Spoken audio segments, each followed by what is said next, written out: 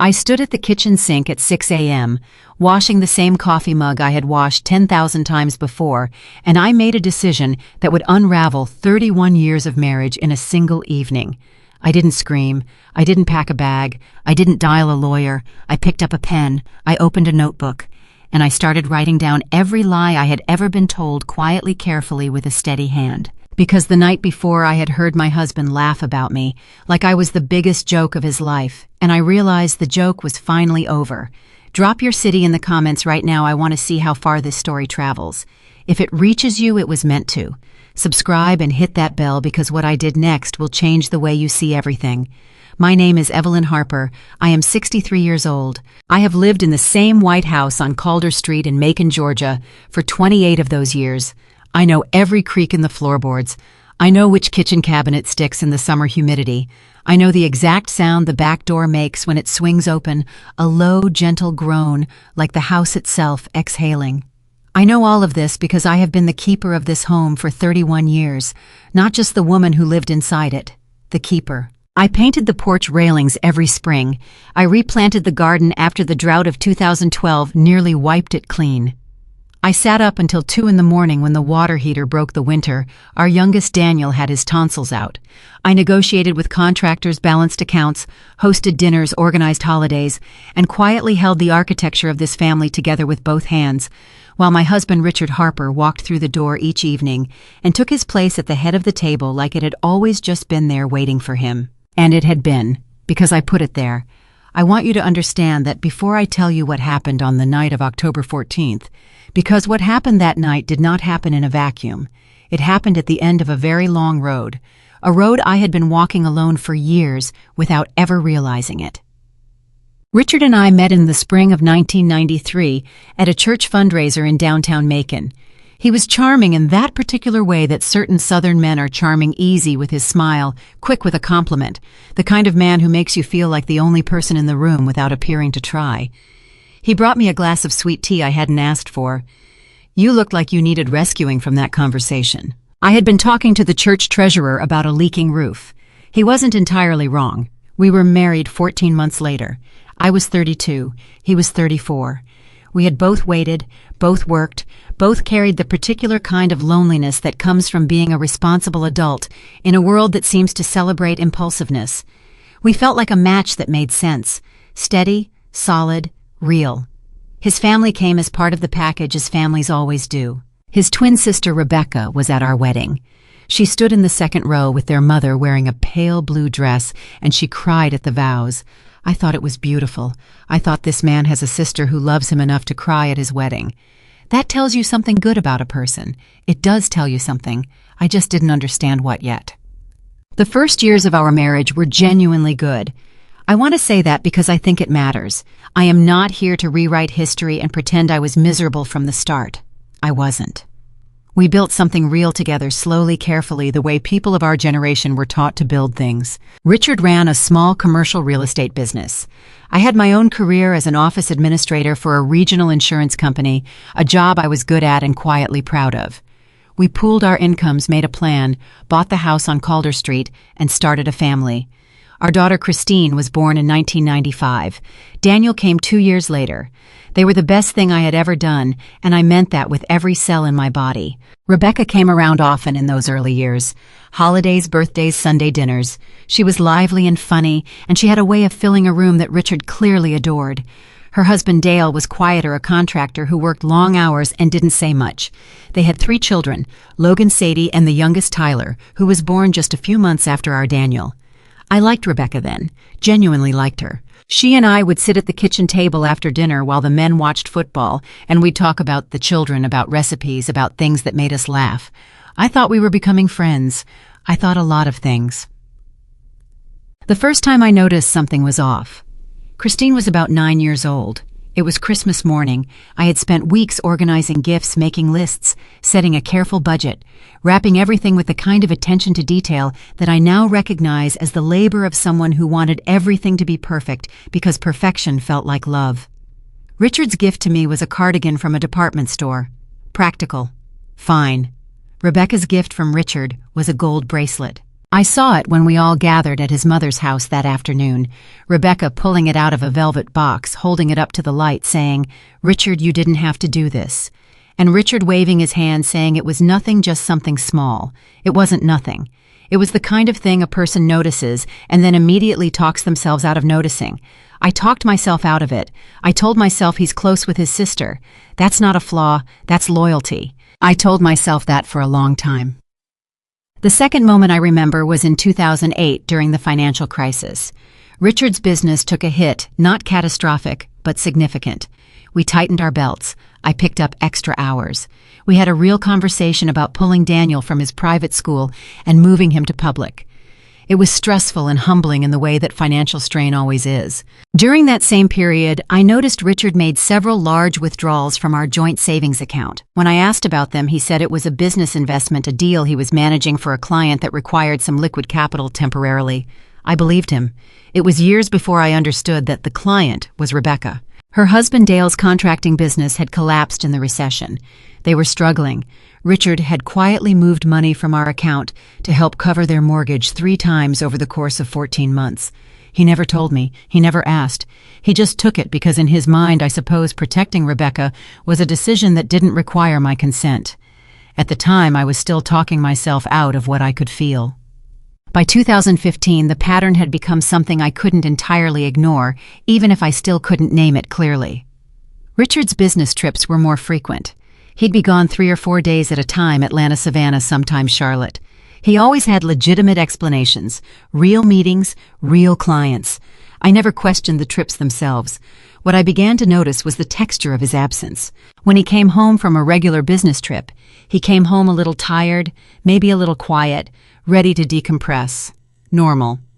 When he came home from certain trips, the ones to Atlanta in particular, he came home differently. Lighter, somehow. More relaxed in a way that had nothing to do with me. Like someone who had just spent time in a place that felt more like home than home did. I mentioned it once. "You seem good. That Atlanta trip must have gone well."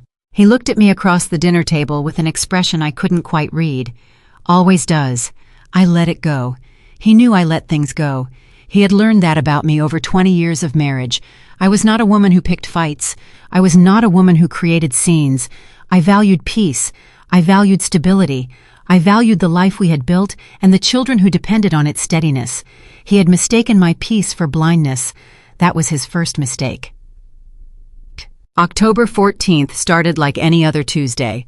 I had a dental appointment at 2 o'clock. Routine cleaning. I was in and out in 40 minutes, which put me back in my car by 3:15, a full hour and a half earlier than I had told Richard I'd be home. I stopped at the grocery store. I picked up the things I needed for dinner: chicken, green beans, a lemon for the sauce I'd been making for 30 years. I drove home on autopilot the way you do. When a route is so familiar, your hands remember it without asking your brain. I pulled into the driveway and immediately noticed something. There were 2 cars I didn't recognize parked on the street in front of our house, a silver Jeep and a dark blue sedan. Richard's car was in the garage. I thought he has clients over. I took my groceries from the trunk and went in through the back door, the door that opens into the kitchen, the one that makes that low groaning exhale when it swings wide. That evening, for the first time in years, I opened it slowly. I'm not entirely sure why. Some instinct, some quiet vibration in the air that told me to be careful. I set my groceries on the counter without making a sound, and that's when I heard the laughter coming from Richard's study. The study is at the far end of the hallway. The door is thick, solid wood, and when it's fully closed, you can barely hear anything from the rest of the house. But that evening, it wasn't fully closed. It was open about 6 inches. Enough. I walked down the hallway in my coat, still holding my purse by the strap, my grocery bag in my other hand, and I stopped about 4 feet from the door. I could hear Richard's voice clearly. "She has no idea," he was saying. "Evelyn still thinks she's the only family I've got. That's the thing about her. She never looks too close, never asks the right questions, just takes everything at face value." More laughter. 2 other voices, men I recognized as his friends Gary and Pete, who he'd known since college. "That's convenient," one of them said. "It's necessary," Richard said, and his voice shifted, became something flatter, more deliberate. "Look, Rebecca and those kids, they're my real family. Always have been. Evelyn is a good woman, she's solid, she runs the house perfectly. But Rebecca's blood. Rebecca's my twin. What I do for her and her children, that's what actually matters. I stopped breathing. Not metaphorically. I mean, my chest literally locked up for several seconds, and the only thing I was aware of was the weight of the grocery bag in my hand and the specific irreversible quality of what I had just heard. "Does Evelyn have any idea about the money?" Pete's voice. "God, no." Richard laughed, a short, dismissive laugh. "She looks at whatever I show her and says, 'Okay, Richard.' She's not stupid exactly, she just trusts me, always has. That's the thing about naive people, they assume everyone operates the way they do." "What about the property stuff?" A pause. "She's not going to find out. The documents are handled. And honestly, even if she stumbled across something, she wouldn't know what she was looking at. Evelyn's not wired for that kind of thinking. She's the kind of woman who tends her garden and cooks Sunday dinner. That's not a criticism. That's just who she is." There was more conversation after that. Something about a timeline. Something about Rebecca's son, Logan, turning 21. Something about making sure things were settled properly before anyone starts asking questions. I heard all of it. I stood in that hallway for approximately 7 minutes. I know the time because I looked at my watch as I walked back to the kitchen. 3:47 p.m. My entire life had been restructured in 7 minutes. I put the chicken in the refrigerator. I put the green beans in the crisper drawer. I set the lemon on the counter. I took off my coat and hung it on the hook by the back door. And then I went upstairs to the bathroom, and I sat on the edge of the tub for a while with my hands folded in my lap. I didn't cry. I want to be clear about that because I think people expect a woman in that position to cry, and I'm sure there was a version of me somewhere who would have. The version who was 35 maybe, or 45, still hopeful in ways I didn't fully recognize as hope. But I was 63 years old, and at 63, after everything I had carried and everything I had quietly absorbed and everything I had talked myself out of noticing, I did not cry. What I felt was something more like clarity, a cold, sharp, terrible clarity. Because the thing about hearing the truth from someone who doesn't know you're listening is that you get the unedited version. No softening, no careful framing, no "I can explain." Just the raw architecture of how someone actually sees you laid out in plain language for an audience that has no reason to be gentle with it. Richard had called me naive. Richard had called me trusting in the same tone someone uses when they're describing a dog that never learned not to wander near traffic. Richard had explained cheerfully, casually to 2 men eating whatever I had bought on a grocery run that I didn't matter the way Rebecca mattered, that I was functional, useful, a woman who cooked Sunday dinner and tended her garden while the real business of his emotional life happened somewhere I couldn't see. I sat on the edge of that bathtub and I thought about 31 years.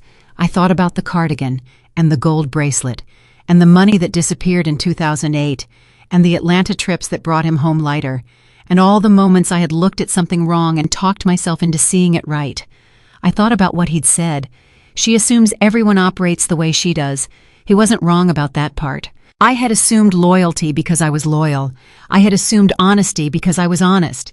I had assumed that the care I poured into our life, the thousands of hours, the thousands of decisions, the steady invisible labor of keeping everything running was something he understood and valued, even if he didn't always say it. I had been wrong, and now I knew it. I heard the front door open and close at approximately 5:30, Richard's friends leaving. I heard him walk through the house, stop in the kitchen, hear the refrigerator open, probably checking whether I'd started dinner. Then his footsteps on the stairs. He knocked on the bathroom door.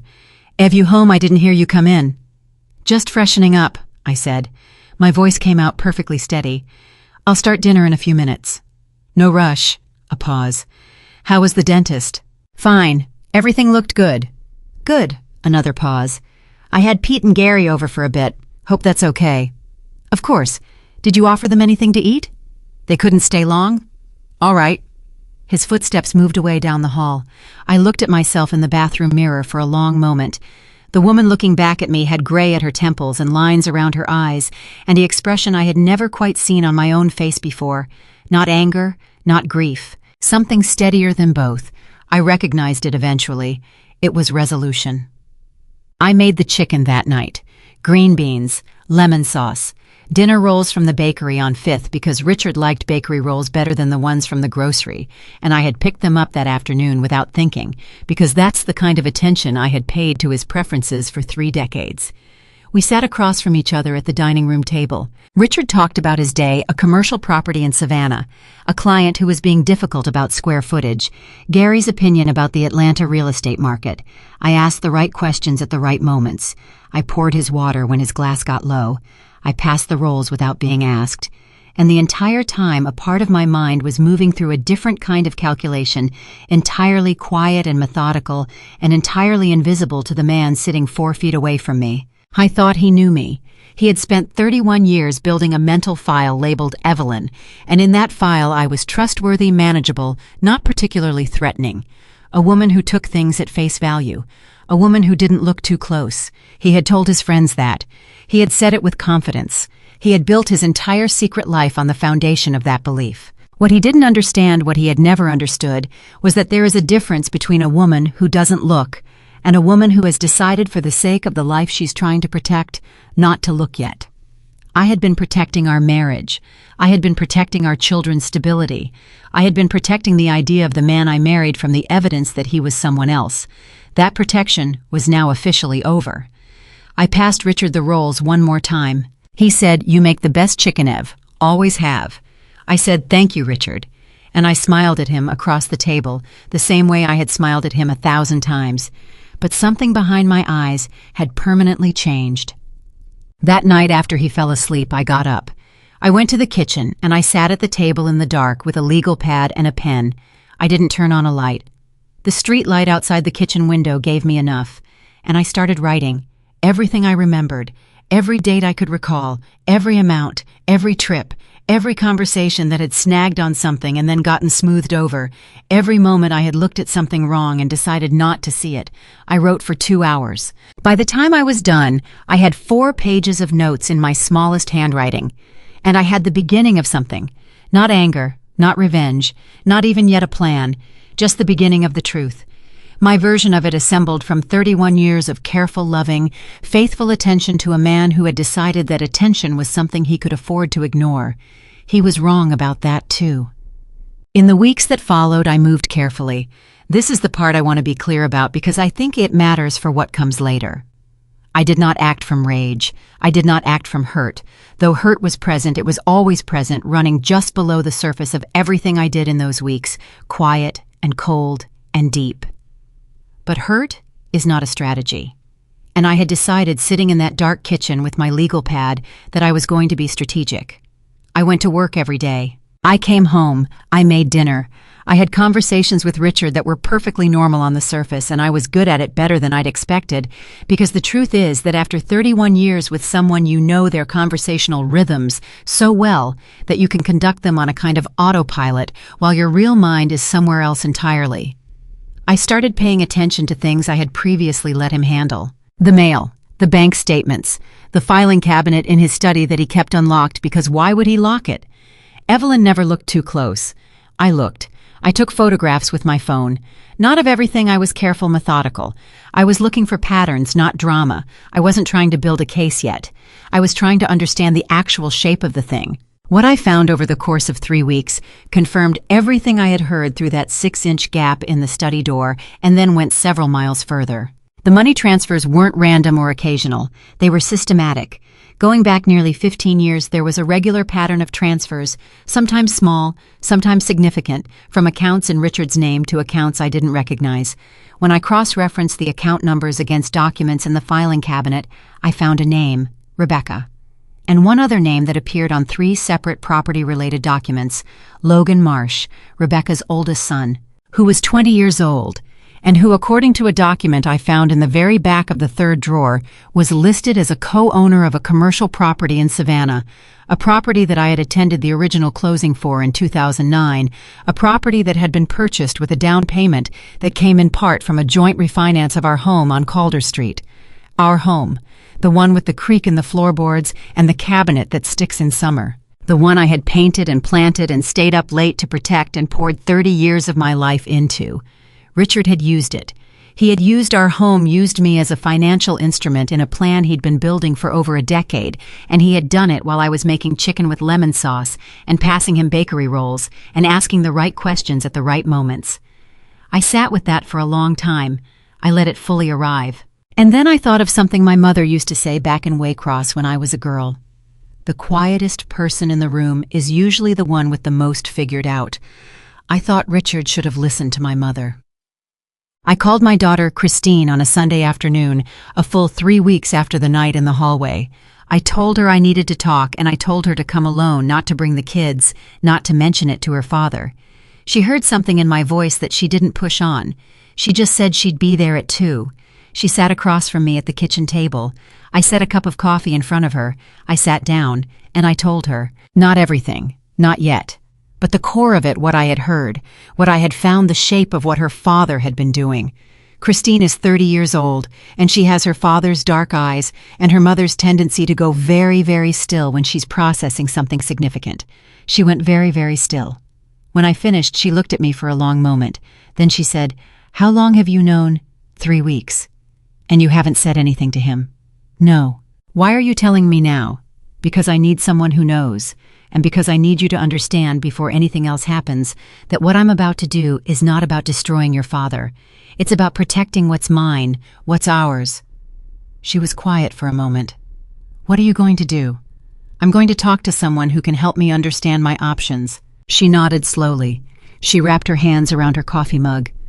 Outside, the light was doing that particular Georgia thing where late October sun comes in low and golden and makes everything look more peaceful than it is. "Mom," Christine said. "Yes." "He really said that Rebecca and her kids are his real family." "He did." She exhaled, a long, careful exhale. "I need you to know something," she said. "Whatever you decide to do, I'm with you. Okay, whatever direction this goes." I reached across the table and put my hand over hers. "I know, baby, I know." Her name was Margaret Collins. Christine found her through a friend of a friend, a retired family law attorney who had spent 30 years in Georgia courtrooms and now did private consultations from her home office in a quiet neighborhood just outside Macon. I drove to see her on a Wednesday morning while Richard was at a property showing in Savannah. Her office was in a converted sunroom at the back of her house, bookshelves along every wall, a big oak desk afternoon light coming through windows that overlooked a garden not entirely unlike mine. She was in her mid-70s, small and neat with silver hair cropped close and reading glasses on a beaded chain around her neck. She gestured at the chair across from her desk. "Sit down, Mrs. Harper. Tell me what's happening." I sat.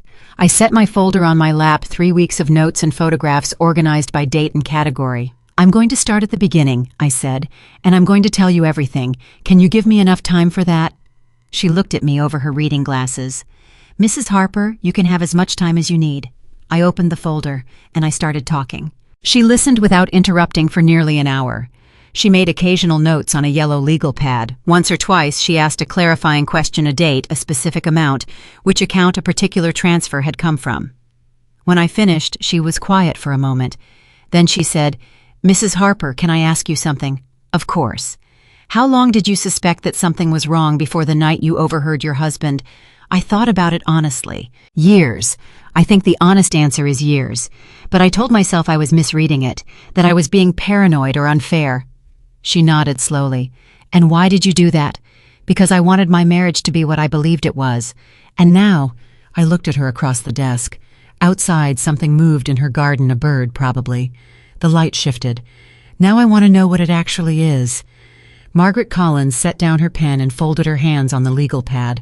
"Let me tell you something I've learned in 30 years of family law," she said. "The biggest mistake people make when they underestimate someone, and I mean really deliberately underestimate them, build their whole plan around the assumption that a person won't look too closely, is that they never account for the moment when that person decides to look." She tapped one finger on the legal pad. "Your husband built something on the assumption that you would never look. You've been looking for 3 weeks, and from what I can see in this folder," she patted it once, "you found enough to start asking very serious questions." "What kind of questions?" "The financial kind, the property kind, the kind that a court of law takes seriously." She picked up her pen again. "What do you want, Mrs. Harper? I don't mean legally, not yet. I mean, what do you actually want out of this?" I had been thinking about that question for 3 weeks. Since the kitchen table in the dark with my legal pad, since Christine's hand under mine, and the Georgia light coming in low and golden, I knew the answer. I want the truth on the record. I want what's mine protected.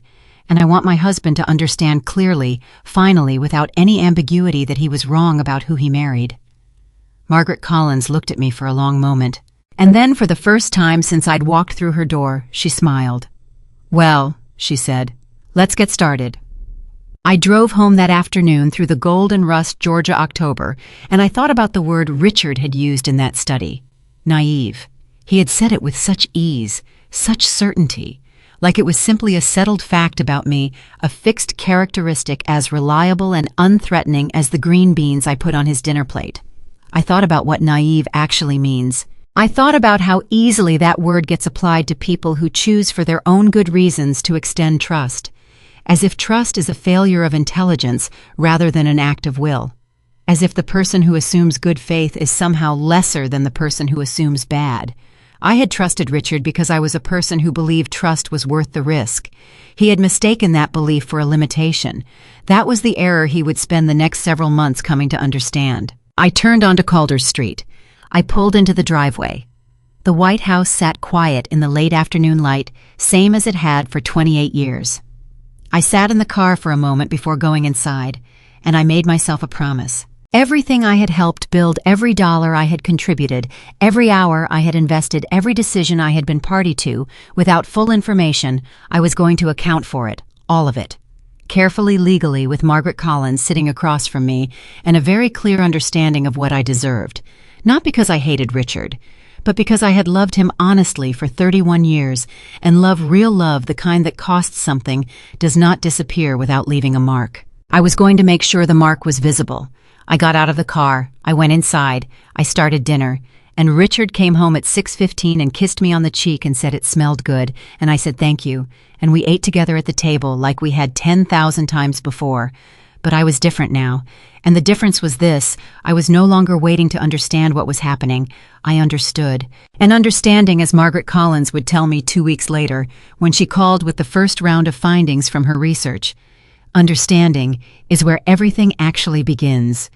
Margaret called me on a Thursday morning 11 days after our first meeting.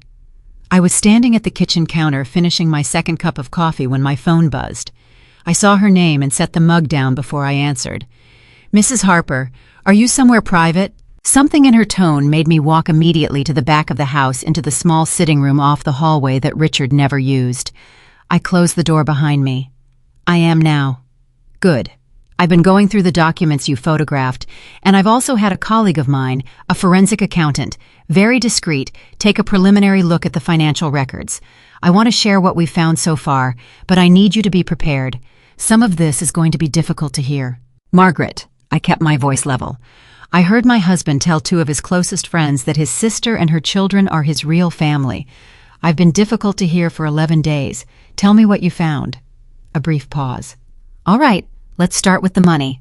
She walked me through it methodically, the way she did everything carefully, without drama, letting the facts carry their own weight.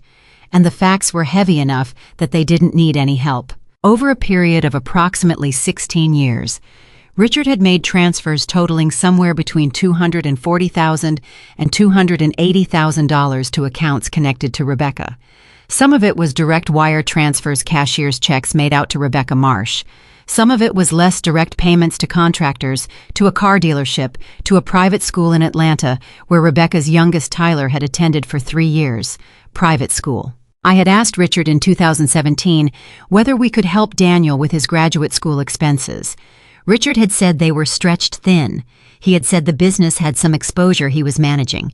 He had said he was sorry. He wished they could do more, but right now wasn't the right time. Daniel had taken out $40,000 in student loans, while Richard was paying private school tuition for his nephew. I sat very still in the sitting room with the phone pressed to my ear, and I absorbed that. "Mrs. Harper, are you still there?" "I'm here. Keep going." The property situation is more complex, but in some ways more straightforward from a legal standpoint. There are 3 properties involved. The commercial building in Savannah, which you already knew about.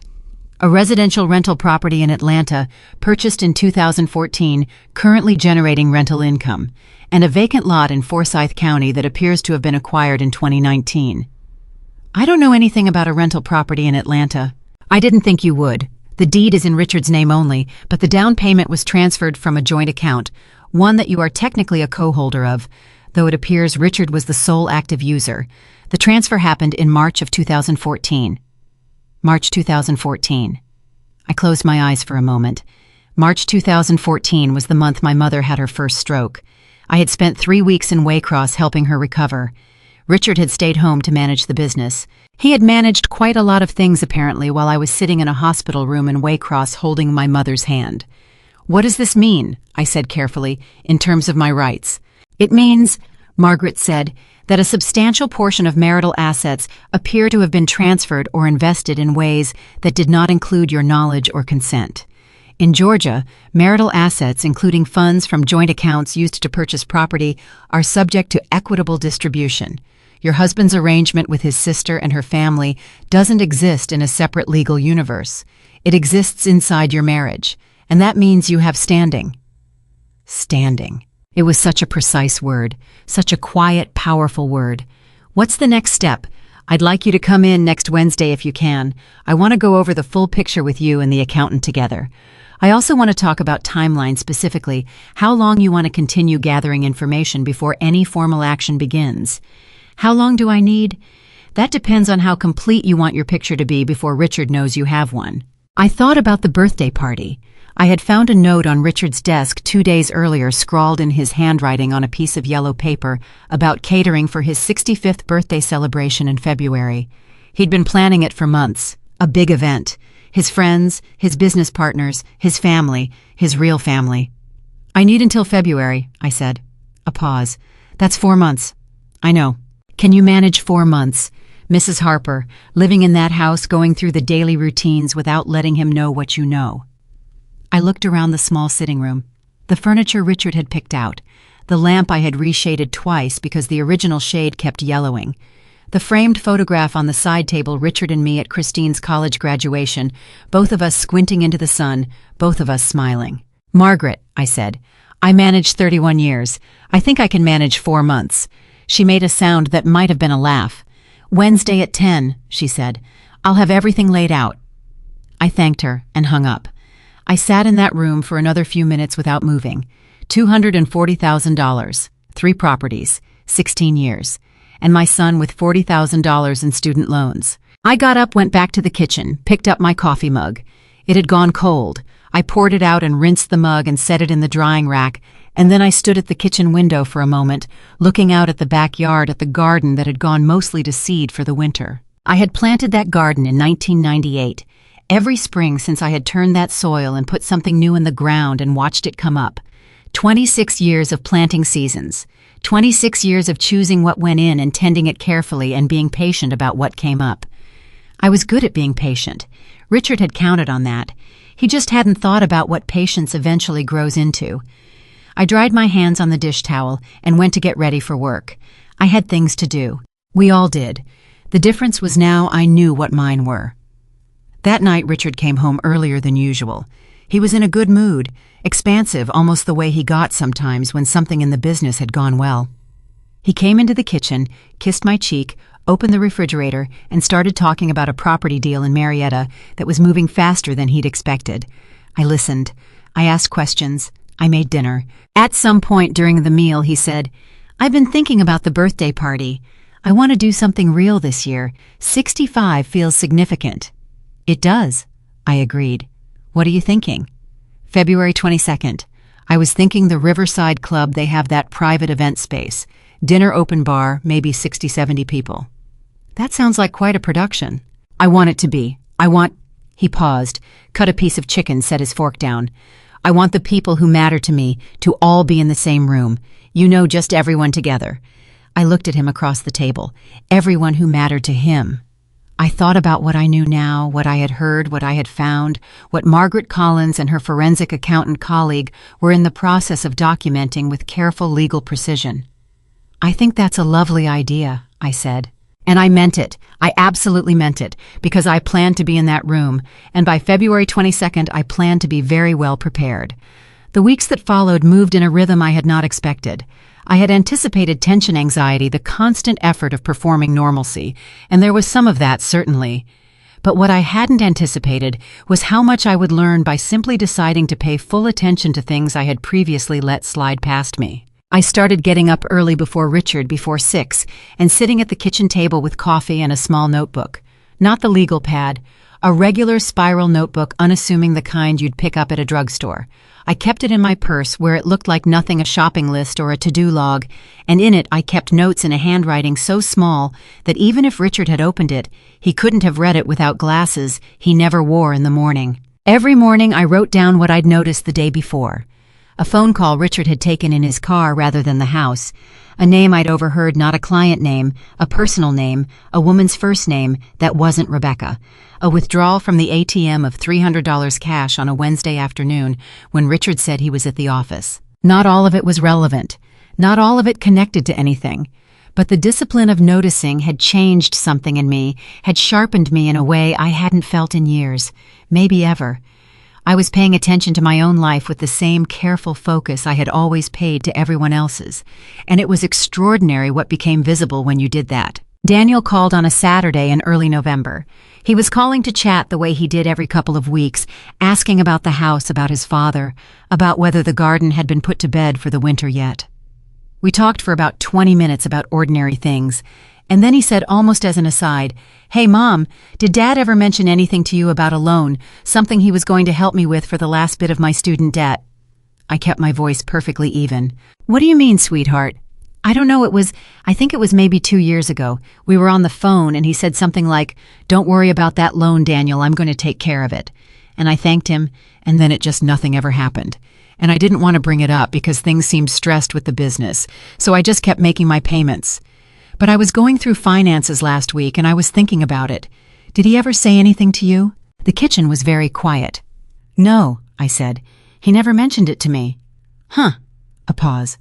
"Okay, no big deal, I probably misunderstood him." "Probably." We said our goodbyes. I hung up. I sat at the kitchen table for a long time after that, because Richard had told him directly, clearly, explicitly, "Don't worry about that loan, I'm going to take care of it." And then he hadn't. And he hadn't because the money that might have taken care of Daniel's loan had been going somewhere else, had been going to private school tuition for Tyler, to property in Atlanta, to the slow, deliberate 16-year construction of a parallel life that had always prioritized one family over another, his family over mine, his sister's children over his own son. I opened my spiral notebook and I wrote "Daniel loan promise never kept," and then I underlined it twice and set my pen down. I needed to be very careful right now. I needed to stay steady. I needed to not do the thing that every part of me wanted to do, which was to pick up the phone and call Richard and say things that could not be unsaid. I closed the notebook. I put it in my purse. I called Christine instead. She answered on the second ring. "How are you doing?" Her voice had a careful quality to it now. When she talked to me, a kind of quiet alertness, like someone watching for a car to pull into the driveway. "Anything new?" "Your brother called." A pause. And I told her about the loan, the promise Richard had apparently made and never kept. The student debt Daniel was still carrying while his father paid private school tuition for his nephew 2 states away. Christine was quiet for a long time. "Does Daniel know any of this?" "No. And I don't want him to. Not yet. Not until I understand the full picture." "Mom," her voice was careful, "how are you doing with all of this, really?" It was a fair question. She'd been asking it every few days since I'd told her, checking in, making sure I was steady, making sure I hadn't cracked under the weight of what I was carrying. "I'm doing what I do," I said. "I'm taking care of things." "That's not what I asked." I thought about it honestly. "There are moments," I said, "when I sit with all of this and I feel something that I think is grief. Not for my marriage exactly. For the version of it I believed in. That feels like something worth grieving." I paused. "But then the feeling passes and I go back to what needs to be done. I think that's the most honest answer I can give you." Christine made a sound that wasn't quite a word. "He doesn't deserve you." "He doesn't know me," I said. "That's the more accurate version." The Wednesday meeting with Margaret was the most important 2 hours I'd spent since this all began. She had her colleague on the phone, a man named Robert Finley, the forensic accountant who spoke in the clipped, precise manner of someone who had spent a career translating financial chaos into clean, legible facts. He walked me through the complete picture. The full number when everything was accounted for was $267,000. That was the amount that could be directly traced from marital assets to Rebecca or her family over the past 16 years. There was an additional amount Robert estimated somewhere between $40,000 and $80,000 that was harder to trace directly, cash withdrawals and payments that pointed in the right direction without being documentable. $300,000, give or take. That was the approximate size of the world Richard had built behind my back. There were also the properties. Margaret's colleague had done title searches on all three. The Savannah commercial building was complex. Richard had brought in a business partner on that one, and Logan Marsh's co-ownership was a relatively small stake, but it was there and it was legal, and it had been structured carefully enough that unwinding it would require work. The Atlanta rental property was simpler. Richard's name only on the deed, but joint marital funds used for the purchase, which under Georgia law was significant. And the Forsyth County lot was the cleanest, purchased entirely from a personal account that Richard had opened without my knowledge in 2016, and that had been receiving regular transfers from his business account ever since. A personal account I didn't know about. Opened in 2016. While we were planning Christine's wedding, while I was managing a catering company and a venue and seating charts and a rehearsal dinner, and the particular exhausting logistical complexity of merging two families for a celebration. While I was doing that, Richard had been opening a secret account and beginning the final phase of whatever he'd been building. Mrs. Harper, Robert Finley said, "I want to be direct with you. What we're looking at here is a pattern of financial concealment that in my professional opinion was deliberate and sustained. This was not an oversight. This was not someone being careless with record keeping. This was a systematic effort to redirect marital assets in a way that was designed not to be discovered." The word systematic landed in my chest with a particular weight. Systematic. Not a mistake, not a moment of weakness. A system. He had built a system. "What does that mean for me legally?" I said. "It means," Margaret said, "that when this comes to light, the concealment itself is relevant. Courts don't look favorably on spouses who systematically hide assets. It affects how equitable distribution gets calculated. It affects credibility. It affects everything." "And what's your recommendation for the next steps?" Margaret was quiet for a moment. "I want you to continue what you're doing. Document, observe, note. Don't tip your hand. Let Robert finish building the complete financial picture." She paused. "And I want you to start thinking about February." "I've been thinking about February." "I know. You mentioned wanting to wait until the birthday party. I've been considering that, and I want to ask you something. Why the party specifically? I had thought about this. I had thought about it quite carefully." "Because he said he wants everyone who matters to him in the same room," I said. "His friends, his business partners, Rebecca, her children. He wants to have that moment, all the people he loves, gathered together with me, standing beside him the way I always have. He wants that picture. And you want to be the one who decides what that picture actually looks like." "Yes." Another pause. "All right, Mrs. Harper. February it is." I drove home from Margaret's office through a November afternoon that had turned cold and gray, the kind of day that felt like a reminder that something was ending, and something was. I understood that clearly now, more clearly than I had even 2 weeks earlier. This was not about saving my marriage. My marriage as I had understood, it had not existed in the form I believed. You cannot save something that was never quite real.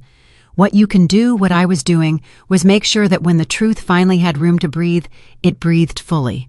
That I got credit for what I had built. That Richard understood in whatever way, 31 years of being married to someone allows for understanding that the woman he had filed under, naive, under manageable, under not wired for this kind of thinking, was in fact exactly wired for it. She had just never had a reason to show him. Christmas came. This was the hardest part of those 4 months. Not because I was lonely or afraid, but because Christmas in our house had always been the holiday I loved most. The decorating, the baking, the children coming home, the particular quality of those days when the house was full and warm and smelled like cinnamon and pine. Christine came with her husband Michael. Daniel drove up from Atlanta. We had the house full for 4 days, and I cooked and we laughed and we sat around the table the way we always had, and it felt real, the way family always feels real in those moments, regardless of what's underneath. On Christmas Eve, Richard raised a glass at dinner. "To this family," he said, "to the years we've built and the years ahead." Everyone clinked glasses. I clinked mine too. I looked at my son across the table, my son who was carrying $40,000 in student loans while his father paid his nephew's private school tuition and funded a rental property in Atlanta. I looked at my daughter, who had been carrying the weight of knowing for 2 months, who caught my eye and held it for just a moment before she smiled at her father. "To family," I said, and I drank. 3 days after Christmas, Rebecca called. This was not unusual. She called the house occasionally around holidays, birthdays. Richard always took those calls in his study. I had never listened at the door before. I had never felt the need to. That day I did. I didn't plan it. I walked past the study on my way to the laundry room, and the door was cracked, that same 6-inch gap from October, and I heard Rebecca's voice through the phone speaker. Richard had it on speaker, which he did sometimes when he was walking around the room. I stopped. Rebecca was talking quickly, a little anxiously. "I just need to know that everything is still on track for February. Logan is asking questions, Richard. He's 20 years old and he's not an idiot. He knows something is being set up for him and he wants to understand what it looks like." "Everything is on track. Tell Logan to relax." "He's not going to relax. He's asking about the Savannah property specifically. He wants to know when his name will be on the deed fully, not just partially." "February, after the birthday. That was always the plan. And Evelyn is not a factor." A pause. "Richard, she's your wife." "I know who she is, Rebecca. I've been managing this for 16 years. Trust me to handle the last few months." Something in his voice, the certainty of it, the flatness, made the hair on my arms stand up. Not managing this. Me. He was talking about managing me. What if she finds out before? She won't. You know how she is. Rebecca said nothing for a moment. "Sometimes I think you don't give her enough credit. Sometimes I think you worry too much. Everything is handled. The paperwork is almost done. February 22nd we celebrate, and then we finalize everything the following week. That's been the plan for 2 years. Nothing has changed." "Okay." Rebecca's voice had flattened. "Okay, Richard. Merry Christmas, Becca. Merry Christmas." I walked to the laundry room. I stood in front of the washing machine for a moment without opening the lid. "The paperwork is almost done. February 22nd we celebrate, and then we finalize everything the following week." So the birthday party wasn't just a celebration. It was a marker, a finish line. The moment before the final transfer, before Logan's name went fully on the Savannah deed, before whatever else Richard had been building for 16 years was formally legally completed. He had set a deadline. He just hadn't told me I was part of the timeline. I opened the washing machine and I loaded it and I added detergent and I started the cycle. And I thought February 22nd works for me too. I called Margaret that afternoon. "I just heard something you need to know." I told her what I'd overheard. The conversation, the timeline, the paperwork that was almost done, the plan to finalize everything the week after the party. Margaret was very quiet for a moment. "Mrs. Harper, this changes the urgency."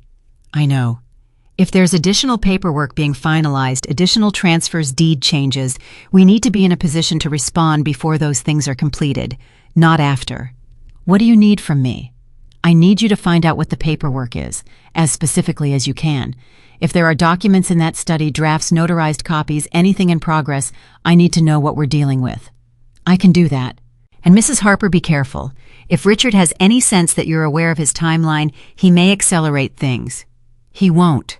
"How can you be sure?" I thought about what he'd said to Pete and Gary in October. She's not wired for this kind of thinking. She's the kind of woman who tends her garden and cooks Sunday dinner. "Because he's been sure about me for 31 years, I said. "He's not going to start doubting himself in the last 2 months. A beat. "All right, get me the documents." Richard's study was not locked. He had never locked it because he had never needed to. The room was his space, and I had always treated it as such, not out of timidity but out of respect, the kind of ordinary marital respect that means you don't rummage through your husband's office any more than he'd rummage through your purse. It was an unspoken boundary, and it had served him perfectly well for 20 years. I crossed it on a Tuesday afternoon in January, while Richard was at a lunch meeting that his assistant had confirmed would run at least 2 hours. I went through the filing cabinet methodically, the way I had gone through it in October, drawer by drawer, folder by folder, photographing anything that looked relevant. But this time, I knew what I was looking for. Not patterns, not general confirmation. Specific paperwork. Something in progress, something that referenced a timeline, something that matched what I'd heard through the laundry room wall. I found it in the bottom drawer behind a set of manila folders labeled with client names in a plain folder with no label at all. Inside were 3 documents. The first was a draft deed amendment for the Savannah property showing Logan Marsh's ownership stake increasing from partial to full upon execution. It had Richard's signature on it already. It was awaiting one more signature, a notary stamp, and the co-signature of the property's other stakeholder. The second was a document I didn't immediately understand. It took me several minutes of reading to realize it was a trust document, a revocable trust that Richard had established naming Rebecca's 3 children as primary beneficiaries, with a total value that included the Atlanta rental property, the Forsyth County lot, and a life insurance policy I had not known existed. A life insurance policy in Richard's name, worth $400,000, that I had not known existed. I sat on the floor of Richard's study with the folder in my lap, and I read that document 3 times, $400,000, and I was not mentioned in it anywhere except in a single line at the bottom of the second page. Evelyn Claire Harper's spouse has been provided for separately under the terms of the marital estate, provided for separately, as if he had done me a courtesy, as if 31 years of marriage added up to a line at the bottom of page 2. The third document was a letter handwritten which surprised me. Richard had terrible handwriting and almost always typed his correspondence. This one was in his hand, addressed to Rebecca, undated. It wasn't long, 3 paragraphs. He wrote that he was sorry it had taken so long. He wrote that she and the children deserved to be protected, that he had promised her that when they were young, and he intended to keep that promise. He wrote that after the birthday celebration, when everything was finalized, she would never have to worry again. He wrote, "I know you've had doubts about whether I was doing right by you. I hope this puts those doubts to rest. You are my family. You have always been my family. That's not something that changes." I read that letter twice. And then I photographed all 3 documents, put them back exactly as I had found them, closed the folder, closed the drawer, and left the study. I went to the kitchen. I made a cup of tea. I stood at the kitchen window and drank it. And I thought about the word family. He had used it so easily, so completely. You are my family. You have always been my family. And I thought, what did he think I was? Not family. Not really. Not in the way that counted. I was the woman who ran the household and protected his reputation and maintained the surface of his life so cleanly that he had been able to build something entirely different underneath it, undisturbed for 16 years. I had been useful. I had been reliable. I had been, in his own words, solid, but I had not been family. And the strangest thing, the thing I would not have predicted about myself standing at that window with my tea going cold, was that the primary feeling I had in that moment was not devastation. It was anger, not the hot reactive kind, not the kind that wants to break things. The quiet, settled, absolutely implacable kind that comes when you have been patient for a very long time and you have finally completely run out of patience. I called Margaret. I found the documents. "Tell me," I told her. "The deed amendment, the trust, the life insurance policy, the letter." She was quiet for a moment. "The life insurance policy," she said. "That's new information." "Yes, and you're not a beneficiary. I'm provided for separately under the terms of the marital estate, whatever that means." "It means," Margaret said, "that he expects you to receive whatever Georgia law entitles you to under divorce proceedings and nothing more. He's structured the trust and the insurance to go around you entirely." "Can he do that?" "He's attempting to. Whether it holds up is a different question. A policy purchased with marital funds structured to exclude a spouse. There's significant legal exposure there, particularly if we can demonstrate that it was done without your knowledge or consent as part of a broader pattern of financial concealment." She paused. "Mrs. Harper, I want to tell you something." "Go ahead." "This is bigger than I initially thought. The financial picture, the trust, the insurance, what your husband has built here is comprehensive. This is not someone who made some thoughtless decisions in a moment of family loyalty. This is someone who spent 16 years methodically constructing a financial structure designed to benefit one set of people at the direct expense of another." I set my mug on the counter. "I know. Are you all right?" "I'm angry," I said. "I think that's the most useful thing I can be right now." A pause. "Yes," Margaret said. "I think you're right about that." "What do we do next?" "We prepare. We get everything documented. We make sure that by February 22nd we know exactly what we're walking into, and we make sure the people who need to know what you know it. Such as your children, and such as a judge if it comes to that. I thought about Christine, who had been carrying this alongside me for 3 months. I thought about Daniel in Atlanta, making his loan payments every month, not knowing what I knew. I thought about Richard's handwritten letter sitting in the bottom drawer of his filing cabinet. "You are my family. You have always been my family." "Margaret," I said, "start preparing, because I am going to walk into that birthday party on February 22nd, and something is going to happen in that room that Richard Harper has not planned for." "What's that?" "The truth." She took a breath. "Then let's make sure you're ready for it." I hung up. I stood in the kitchen for one more moment. Then I picked up my notebook. I wrote the date. I wrote all 3 documents photographed. Everything confirmed. I wrote 53 days. And I circled it. 53 days sounds like a long time until you're living inside them. January moved the way. January always does in Georgia, cold and gray and stubborn, the kind of month that makes you feel like warmth was something you imagined. I went to work. I came home. I cooked dinner. I sat across from Richard 4 nights a week and listened to him talk about properties and clients and the Marietta deal that was finally closing, and I nodded and asked the right questions and passed the bread. And every morning before 6, I sat at the kitchen table with my notebook, and I wrote down what I had noticed. Margaret and I spoke every Thursday.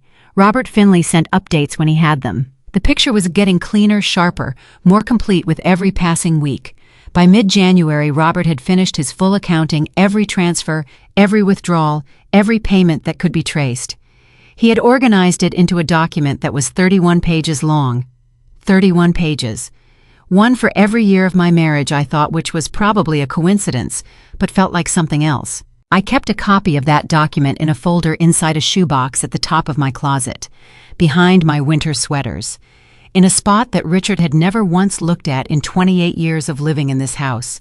I also kept the photographs from his study, and my spiral notebook, and the handwritten notes from my first 2 hours at Margaret's kitchen table, which felt like they belonged to a different woman, now a woman who had just started understanding rather than one who understood completely. Christine called every few days.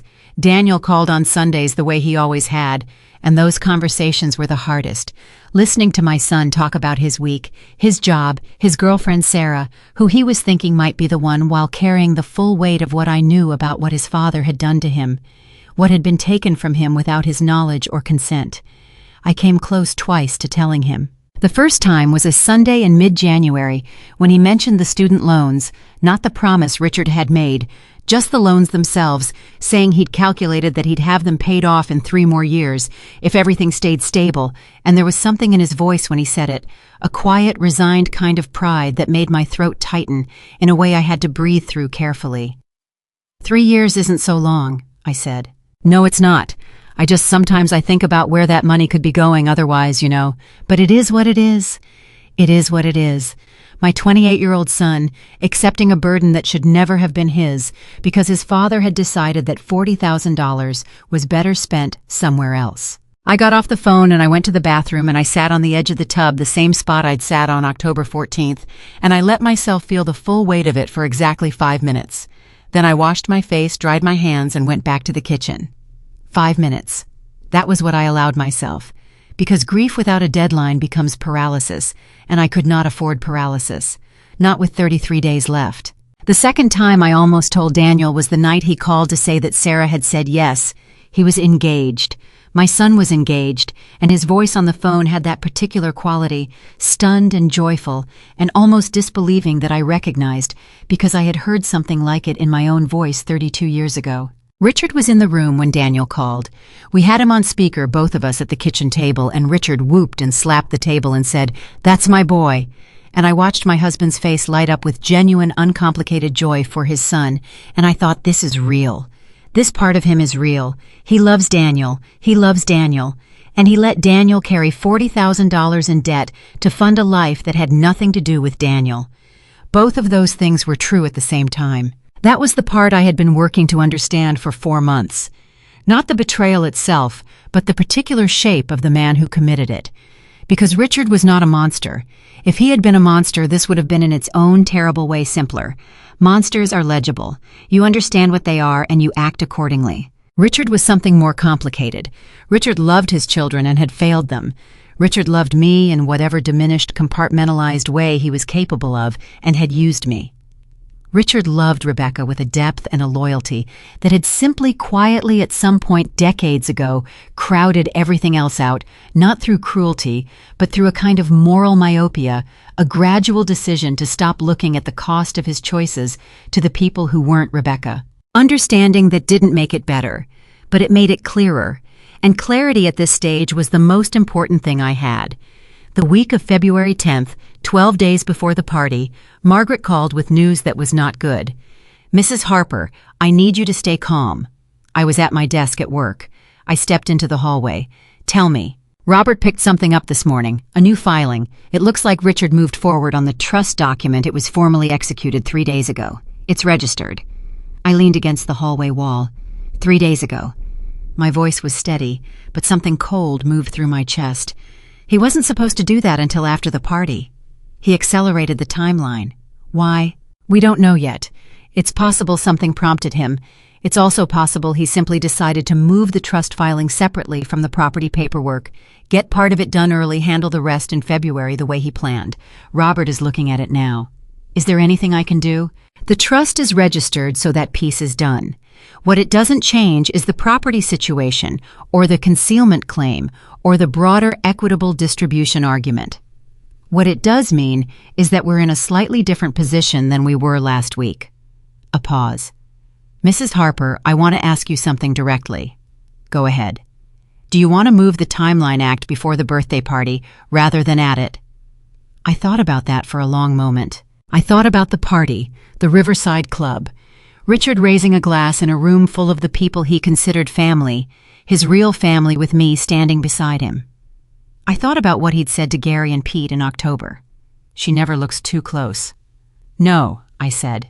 "February 22nd. I'm not changing the date." "Are you sure because if he's accelerating things?"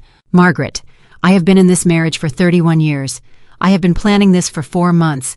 I am not going to change the date because he got nervous and filed a piece of paper early. We go on the 22nd, as planned." A beat.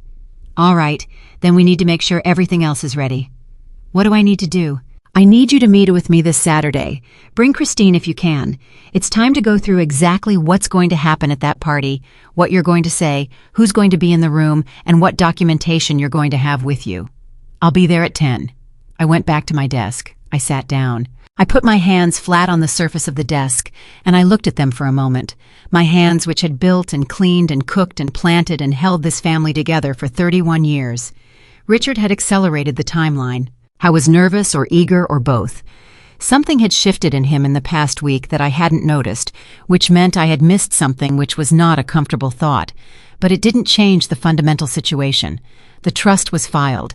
The properties were still in play. The concealment was still documented. And in 12 days, Richard Harper was going to stand in a room full of his most important relationships and make a toast, and I was going to be standing right beside him. I opened my notebook under the desk. I wrote Timeline Accelerated, Trust filed Feb 7, Stay the course. I underlined the last 3 words. Then I closed the notebook and went back to work. Saturday morning at Margaret's was the meeting that made everything real. Christine sat beside me at the oak desk. She had driven from Atlanta and arrived at Margaret's house 5 minutes before me, and when I walked in and saw her face composed, steady, her father's dark eyes, I felt something loosen in my chest that I hadn't realized was tight. Margaret had the full documentation laid out: Robert's 31-page financial report, the photographs from the study, the title search results on all 3 properties, the trust registration record, the life insurance information. She walked us through it piece by piece, slowly and methodically. Christine asked sharp questions. She had a head for details, always had, and she pushed back when she needed clarification, made Margaret explain the legal implications in plain language, wrote things in her own notebook with the same small, careful handwriting I'd apparently passed down to her without realizing it. When Margaret finished, Christine sat back in her chair. "So what happens at the party?" "That depends on what your mother wants to happen," Margaret said. "Mrs. Harper, I want to be clear about this. You have options. You don't have to make this public. You could serve papers separately, privately, begin formal proceedings without a confrontation. That's a legitimate path. But it's not the path I've chosen. No, you've chosen to confront him in that room. Correct. Christine looked at me. Mom, are you absolutely sure? Because once you do this in front of those people, his friends, his business partners, there's no taking it back. The whole story becomes public. You can't control what happens after. I know. And you still want to do it this way. I thought about October 14th, the 6-inch gap in the study door, Gary and Pete laughing while Richard explained that I was solid and manageable and not wired for this kind of thinking, while he told them cheerfully that his real family was somewhere else. He had said those things in front of witnesses. He had performed his certainty about me for an audience. It seemed only right that the correction happened the same way. He told his friends about me, I said. He told them I was naive. He told them I would never figure it out. He said it comfortably, confidently, because he wanted them to understand who he was, the kind of man who had outsmarted his wife for 31 years. I looked at Christine. I'm going to let everyone in that room understand who he actually is and who I actually am. Yes, that's what I want. Christine held my gaze for a moment. Then she nodded. Okay, what do we need to prepare? The 10 days between that Saturday and February 22nd had a quality I can only describe as the stillness before something breaks. Not peaceful. Nothing about it was peaceful, but still in the way that pressure systems go still right before they release. I called Daniel on February 14th, Valentine's Day, which felt like either terrible timing or perfect timing depending on how you looked at it. Richard had taken me to dinner, a nice restaurant, flowers, the kind of gesture he made on designated occasions with reliable consistency. It was a good dinner by any ordinary measure. He was charming and attentive and told me I looked beautiful in the blue dress I'd worn to Christine's graduation. I smiled and thanked him. I let him hold my hand across the table. I thought 8 days. When we got home, Richard fell asleep early, and I went to the kitchen and called Daniel.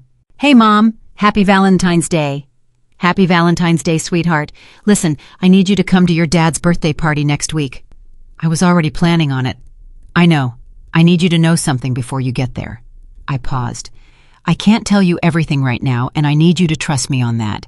But I need you to know that something is going to happen at that party. Something important. And I need you in the room. A silence. Mom, what's going on? I promise I'll explain everything, very soon. But right now, I just need to know that you'll be there and that when things get difficult, and they will get difficult, you'll stay in that room. Another silence. Longer. Is Dad in trouble? Such a careful way to ask. Such a careful, decent, loyal way to frame it, even after everything, even without knowing everything. My son still protecting his father's dignity in the framing of his own question. I'm the one who's been in trouble, I said. I'm the one who's fixing it. The longest silence yet. I'll be there, Daniel said. Whatever you need. The day before the party, Richard was in excellent spirits. He came home from a lunch with his event coordinator, talking about the seating arrangement and the menu and the band he'd hired to play after dinner. He was like a man who had arrived at the edge of something he had been working toward for a long time and could finally see the finish line, which I now understood was exactly what he was. That evening, while he was on the phone in the study door, fully closed this time, not 6 inches open, I went to my closet and I took down the shoebox from behind my winter sweaters. I opened it. I took out the folder. I looked at the documents one more time, not because I needed to review them. I knew them by memory at this point, knew the account numbers and the dates and the property descriptions and the beneficiary designations. I looked at them because I needed to feel the weight of them one more time before tomorrow. Needed to confirm that what I was holding was real, that the last 4 months had been real, that October 14th and the 6-inch gap in the study door had been real. It was all real. I put the documents back in the folder. I put the folder in a bag. I had prepared a simple leather bag, the kind I might bring to any event, inconspicuous. Inside it, along with the folder, was a small sealed envelope for Christine, who would be arriving at the Riverside Club before me. Inside that envelope was a USB drive with Robert's full financial report and copies of all the photographed documents, instructions to give it to Margaret if anything went wrong before I got the chance to say what I needed to say. I put the bag by the front door. Then I went to bed. Richard was already asleep. He slept the way he always slept, deeply, easily on his side with one hand tucked under the pillow. I lay beside him in the dark for a while and looked at the ceiling. I thought about the night we brought Christine home from the hospital. How Richard had stood in the doorway of the nursery at 2 a.m, holding her against his chest, swaying back and forth, looking at her with an expression that was the most purely unguarded thing I had ever seen on his face. That had been real, too. I thought about Daniel's first baseball game, when Richard had been so proud he'd cried in the car on the way home and made me swear not to tell anyone. Real. I thought about the cardigan at Christmas and the gold bracelet in the velvet box. I thought about the money that disappeared in 2008. I thought about the Atlanta trips and the lighter quality of his return. I thought about Logan's name on the Savannah deed and the trust document naming Rebecca's children and the life insurance policy I hadn't known existed. All of it was real. The good things and the terrible things, all of it simultaneously real, all of it inside this one life I had been living. I closed my eyes. I slept. February 22nd arrived with bright winter cold, the kind of Saturday in Georgia that is sharp and clear and bites at your face when you step outside. The Riverside Club was 40 minutes from the house. The party started at 7. By noon, I had confirmed with Margaret that she was available by phone. I had confirmed with Christine that she had the envelope. I had a text from Daniel saying he and Sarah were on their way from Atlanta and would arrive by 6:30. Richard spent the afternoon getting ready. He was cheerful, energized, moving through the house with a lightness that I recognize now as the particular buoyancy of a man who believes he is about to complete something. At 4 o'clock, he knocked on the bedroom door where I was getting dressed. "You look beautiful, Ev." I was in the navy dress, not the blue one from Valentine's Day, a different one, darker, stronger. "Thank you, Richard. Tonight going to be something special. I can feel it." I looked at him in the mirror. "I think you're right." He smiled. He was so certain. Even now, even in these last 3 hours, he was completely, totally certain about me. It was the most heartbreaking thing about the whole situation. Not the money, not the properties, not the trust document. This easy, unexamined certainty. The way he had looked at me for 31 years and seen exactly what he expected to see, and never once considered that the reflection might be incomplete. He kissed my cheek and went to finish getting ready. I turned back to the mirror. I checked my bag one more time. The folder was there, my phone, my keys. The bag was ordinary. The bag looked like nothing. I was ready. We arrived at the Riverside Club at 6:45. Richard had organized everything beautifully. I had to give him that. The room was warm and well-lit, round tables with white linens, a bar along one wall, the band setting up in the corner. His assistant, a young woman named Trish, had clearly done an excellent job with the logistics. People were already arriving when we walked in. Richard's college friends, Gary and Pete, among them. His business partners, people I recognized and had met at a dozen events over the years. Neighbors from our street, a few people from his church. And then near the bar I saw Rebecca. She was wearing a dark red dress and she looked good. I had to admit she had Richard's same dark eyes and the same quality of ease in a room, that particular social confidence that both Harper twins carried like a natural inheritance. She was standing with her husband Dale and her son Logan, who was 20, who had his mother's smile, and who was, according to a document in my bag, the partial co-owner of a commercial property in Savannah, purchased with money from my marriage. Rebecca saw me the moment I walked in. Something shifted in her face. Not guilt exactly, more like a rapid internal calculation, the kind you make when you see someone you have been thinking about but haven't prepared for the specific reality of. She smiled at me. I smiled back. Christine and Michael were already there at a table near the center of the room. Christine caught my eye the moment I walked in. She gave the smallest possible nod. The envelope was delivered. Everything was in position. Daniel arrived at 6:58 with Sarah, who I was meeting for the first time. She was warm and lovely, and she hugged me and said she'd heard so much about me, and I hugged her back and meant it genuinely, because the fact that my son had found someone worth marrying was one of the best things I knew, and it had nothing to do with any of the rest of this. By 7:15 the room was full, 70 people roughly, everyone Richard had wanted in that room. Richard worked the room with the ease of a man in his element, and he was in his element. This was what he was good at. The social performance of warmth and ease, the hand on the shoulder, the story that made everyone laugh, the ability to make each person feel specifically seen. I had always admired that about him. I watched from the edge of the room. I held a glass of water. I was completely calm. Rebecca found me at 7:30. She came over with a glass of wine and she said, "Evelyn, you look wonderful." "Thank you, Rebecca. So do you." A pause. She glanced across the room to where Richard was talking with his business partners. "He's happy tonight." "He is. You know how much tonight means to him." I looked at her. She was watching Richard still, and her face had the particular softness that people get when they look at someone they love without reservation. "I do," I said. "I've been thinking about it for quite a while, actually." She turned to look at me, and something passed across her face in that moment, something quick and complicated. Not quite recognition, not quite alarm, somewhere between the two. "Rebecca," I said quietly, "I want you to know something before this evening goes any further." Her eyes narrowed just slightly. "What?" "I know," I said. "I know about all of it." She went very still. "Evelyn, I'm not going to make a scene right now. I'm going to wait until Richard makes his toast, and then I'm going to say something." I looked at her calmly.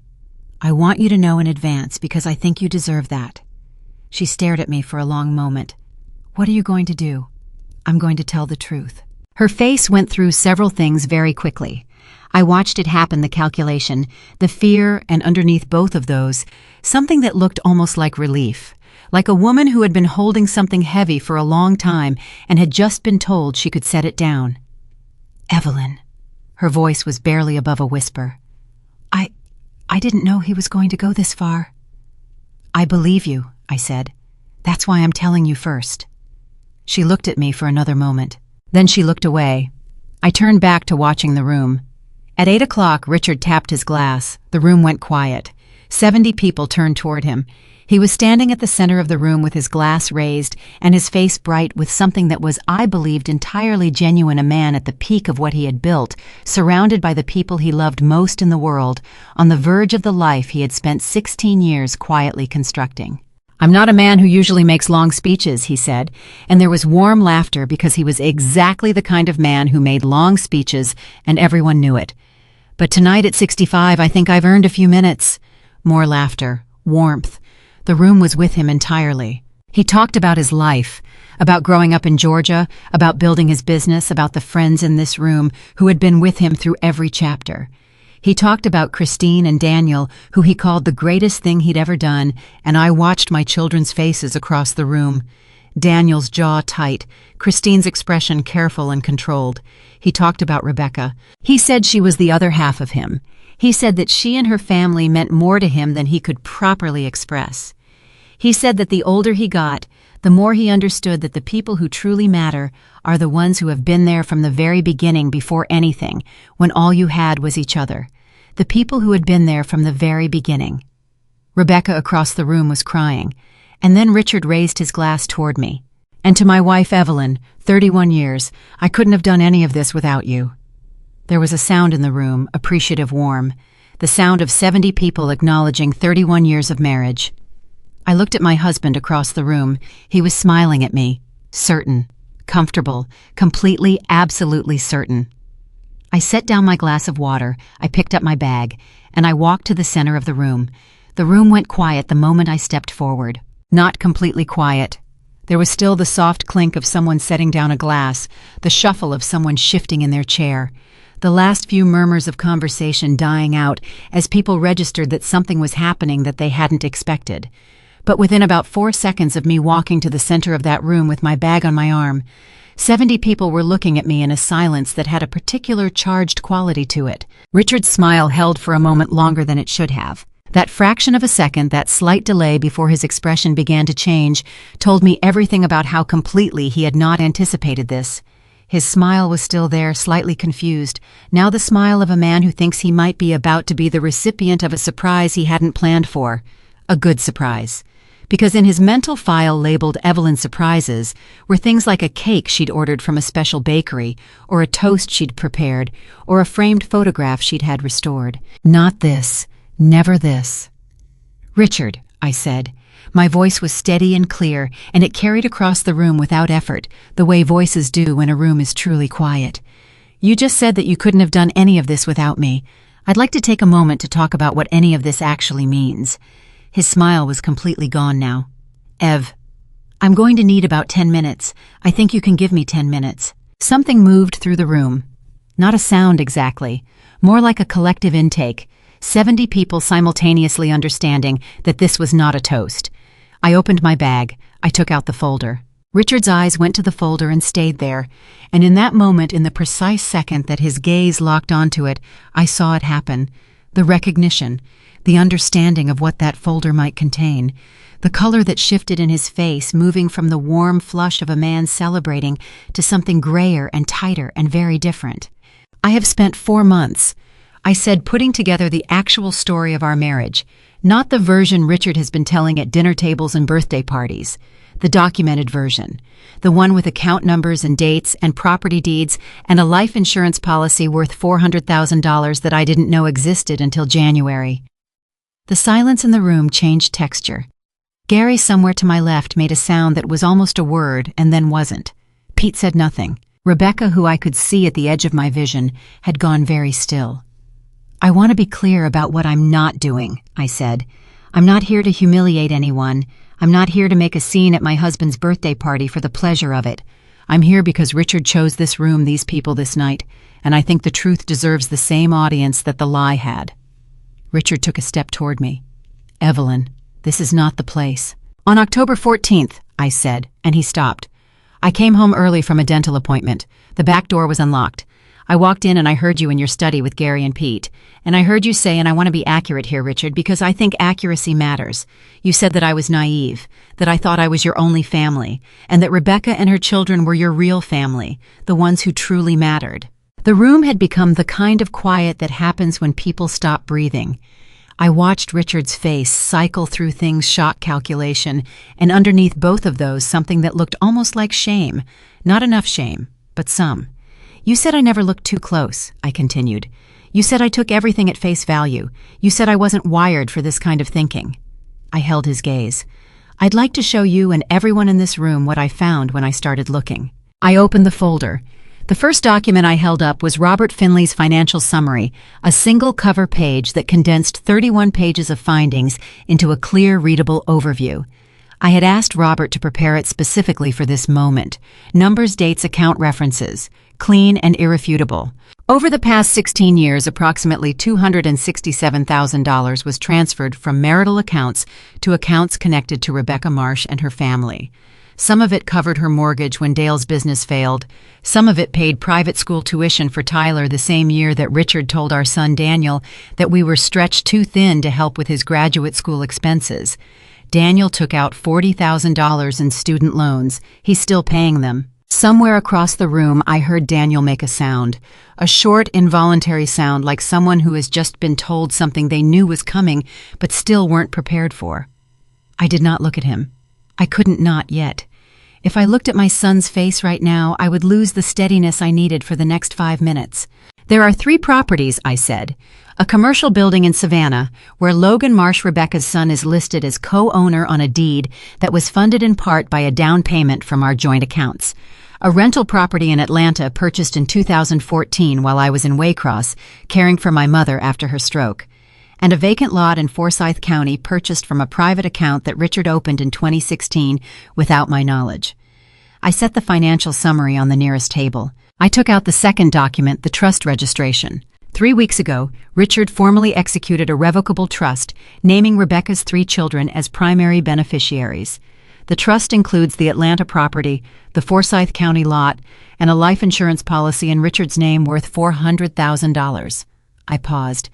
I am mentioned in this trust once, in a line that says I have been provided for separately under the terms of the marital estate. Another pause. That's it. 31 years, and I am a footnote. Richard's voice came out rougher than I had ever heard it. Evelyn, please, not here. You chose here, Richard. My voice did not waver, not one syllable. You chose this room and these people and this night. You wanted everyone who matters to you in the same place. I'm honoring that. A sound from the direction of Rebecca. I turned to look at her. She was standing beside Dale, and she was not crying anymore. She was looking at me with an expression that was one of the most complex things I had ever seen on a human face. Shame and grief, and something that was almost relief. The relief of a person watching a thing they have known was wrong for a long time, finally being named. Rebecca, I said, and my voice was genuinely calm. I don't hate you. I want you to know that. I think you believed that accepting what Richard offered was a way of protecting your family. I understand that. What I need you to understand is that protecting your family came at a direct cost to mine. Those aren't separate things. They never were. Rebecca pressed her lips together. Her eyes were bright. She didn't say anything. That was probably the right choice. I turned back to Richard. He had not moved from where he'd stopped. He was standing about 8 feet from me, and he looked— I want to be precise about this because I think it matters. He looked like a man who had just discovered that the ground he had been standing on for 31 years was not solid, not angry, not outraged, something more foundational than that, something that looked, if I am honest, like a man meeting himself for the first time. I have one more thing to say, I said, and then I'm finished. The room waited. You told Pete and Gary that I wasn't wired for this kind of thinking, that I was the kind of woman who tended her garden and cooked Sunday dinner. You meant it as a limitation. I want you to understand what it actually was. I closed the folder. I put it back in my bag. I was wired for loyalty. I was wired for patience. I was wired for the kind of attention that notices things and waits for the right moment rather than reacting in the wrong one. I spent 31 years paying close attention to you, Richard, to our children, to this family, to everything I helped build. And when the moment came that required me to use all of that attention for something different, I met his eyes. I was completely prepared. The room was absolutely silent. Richard, I said, you spent 31 years believing I was the foolish wife who would never figure out what was happening. I spent 4 months figuring out every detail of what you built and exactly what I'm entitled to. Margaret Collins has the full documentation. We'll be in touch. I adjusted the bag on my shoulder. I looked around the room one time at Gary and Pete, who could not meet my eyes, at Richard's business partners whose expressions ranged from stunned to deeply uncomfortable, at the neighbors and friends who had come tonight believing they were celebrating a man's 65th birthday, at Christine, who was sitting at her table with her hands folded in front of her and her face completely composed, my daughter who had known for 4 months and carried it quietly the way I had taught her to carry hard things, at Daniel, who was standing near the back of the room with Sarah's hand in his, and whose face, my son's face, my boy's face, was wet. He was crying. Not loudly, not dramatically, just standing there with tears running down his face, looking at me with an expression that I will carry for the rest of my life. I held his gaze for a moment. I nodded at him. He nodded back. Then I walked to the door. The drive home took 40 minutes. I drove alone. Christine had offered to come with me, had actually started walking toward the door when I'd held up a hand and said quietly, "Stay with your brother." She'd understood and stopped. The 40-minute drive was the quietest I can remember. I turned the radio off after 30 seconds. I drove through the dark Georgia night with both hands on the wheel and my bag on the passenger seat, and the particular quality of stillness that comes after something irreversible has happened. I was not shaking. I was not crying. I was not flooded with triumph or grief or any of the emotions I had expected to feel on the other side of that moment. What I felt honestly and precisely was tired. Not the exhausted kind of tired, the other kind, the kind that comes when you have been carrying something very heavy for a very long time and you have finally legitimately set it down. The tiredness of completion. I got home. I changed out of the navy dress. I made a cup of tea. I sat at the kitchen table in the quiet house, and I held the mug with both hands, and I let the evening settle. My phone had started buzzing before I reached the car in the Riverside Club parking lot. Texts from Christine, from Daniel, from Margaret, who I had called on the way to the party, and who had been waiting by her own account with the television on and her phone in her hand. I read them in order. Christine, are you home? Are you okay? That was the most extraordinary thing I have ever seen in my life. Call me when you're ready. Daniel, Mom, I need to talk to you. I love you. Please call me tonight. Margaret, Mrs. Harper. Well done. We have work to do starting Monday. Take the weekend. You've earned it. I set the phone on the table and looked at it for a moment. Then I picked it up and called Daniel. He answered before the first ring finished. Mom. Hi, baby. Are you home? I'm home. I'm sitting at the kitchen table. He stopped. Try it again. The student loans, the private school, all of it. How long have you known? Since November. A sound that was somewhere between a breath and something harder. Why didn't you tell me? Because I needed to understand the full picture before I involved you. And because I needed you to be able to walk into that room tonight without already knowing. Because if you'd known, you would have confronted your father weeks ago, and this needed to happen the way it happened. A long pause. Was Sarah okay? I know she wasn't expecting. Sarah is remarkable. She spent the drive over here asking me if you were all right. He paused. She kept saying, your mom is incredible. She said it about 6 times. Something in my chest loosened. She sounds like exactly the right person for you. Mom, his voice was thick. What do you need tonight and just going forward? What do you need from me? I thought about it honestly. Right now, I need you to go be with Sarah and get some sleep. And on Monday, when things start moving formally and legally, I need you to be steady. Because your father is going to go through some things and he is still your father, and that's complicated. And I need you to be able to hold both things at once. Both things. The man who failed us and the man who loved us. Both of them are real. You're going to have to find room for both of them. A long silence. How do you do that? His voice was genuine, not rhetorical. He actually wanted to know. How do you hold both things at once without how do you not just hate him? I looked at the kitchen window. Dark outside, and I could see my own reflection faintly in the glass. A woman in her kitchen at the end of the most significant evening of her adult life, holding a phone to her ear. Because hate is a full-time job, I said, and I have other things to do. Richard came home at 11:40. I heard his car in this driveway. I heard him come through the front door, not the back, not my door, with the low groan the front door, which he used less often. I was still at the kitchen table. The tea was cold. I hadn't moved in the hour since I'd gotten off the phone with Daniel. I heard him stand in the hallway for a moment.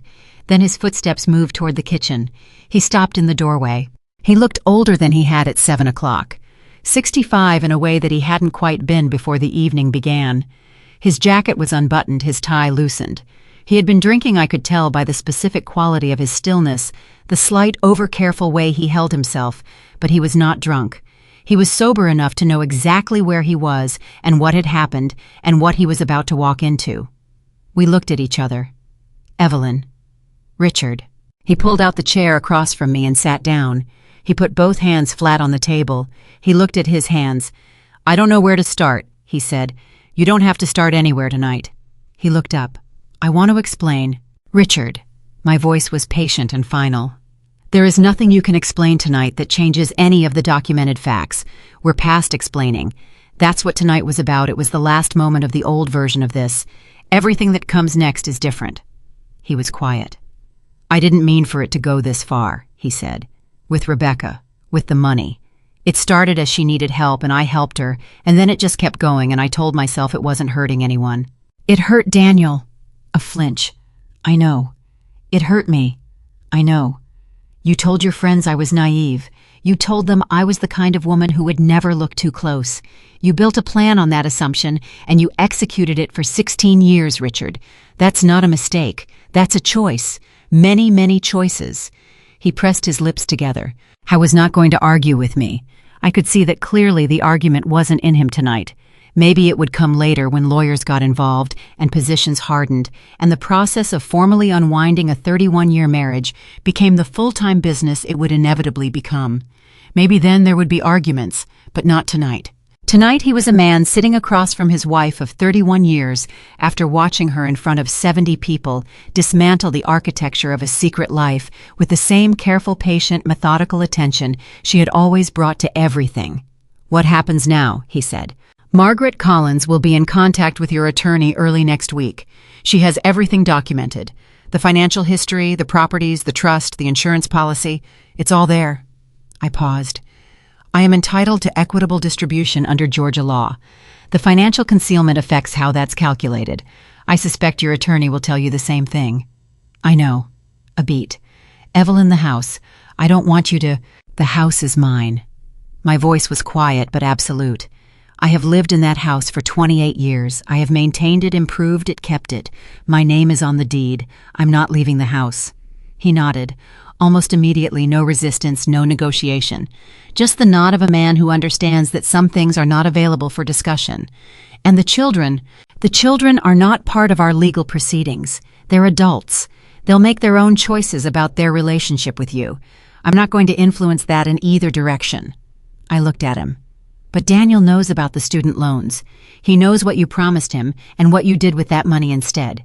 You'll need to address that with him yourself. Richard closed his eyes for a moment. When he opened them, he looked, and I noted this without triumph, because this was not a moment for triumph. This was a moment for honesty. He looked like a man who had finally arrived at a reckoning he had been avoiding for a long time, and found it both as bad as he'd feared and oddly quietly clarifying. "I underestimated you," he said. It was not a question. "Yes." "I've been underestimating you for a long time." "Yes." He looked at me for a moment. "I'm sorry, Evelyn. I mean that. I know it doesn't fix anything," I said. "But I hear you." He nodded. He pushed back his chair. He stood. "I'll sleep in the guest room." "That's probably best." He walked to the kitchen doorway. He stopped with his back to me. "The chicken," he said, "with the lemon sauce. I wasn't just saying it. You really do make it the best." I looked at his back. "I know, Richard." He went upstairs. I sat at the kitchen table for a while longer. Then I got up, rinsed the cold tea down the drain, washed the mug, and put it in the drying rack. I turned off the kitchen light. I went to bed. Monday came the way Mondays always do, without ceremony, without announcement, just the fact of itself arriving. I was up before 6. I made coffee. I sat at the kitchen table with my notebook the way I had every morning for 4 months. I opened it to a new page. I wrote the date at the top. And then I sat for a moment with the pen in my hand, looking at the blank page. For 4 months, every morning, entry had been a note, an observation, something to document and track and add to the growing record of what I was building. Every morning entry had been part of the plan. The plan was done. I thought about what Margaret had said when I'd first walked into her office.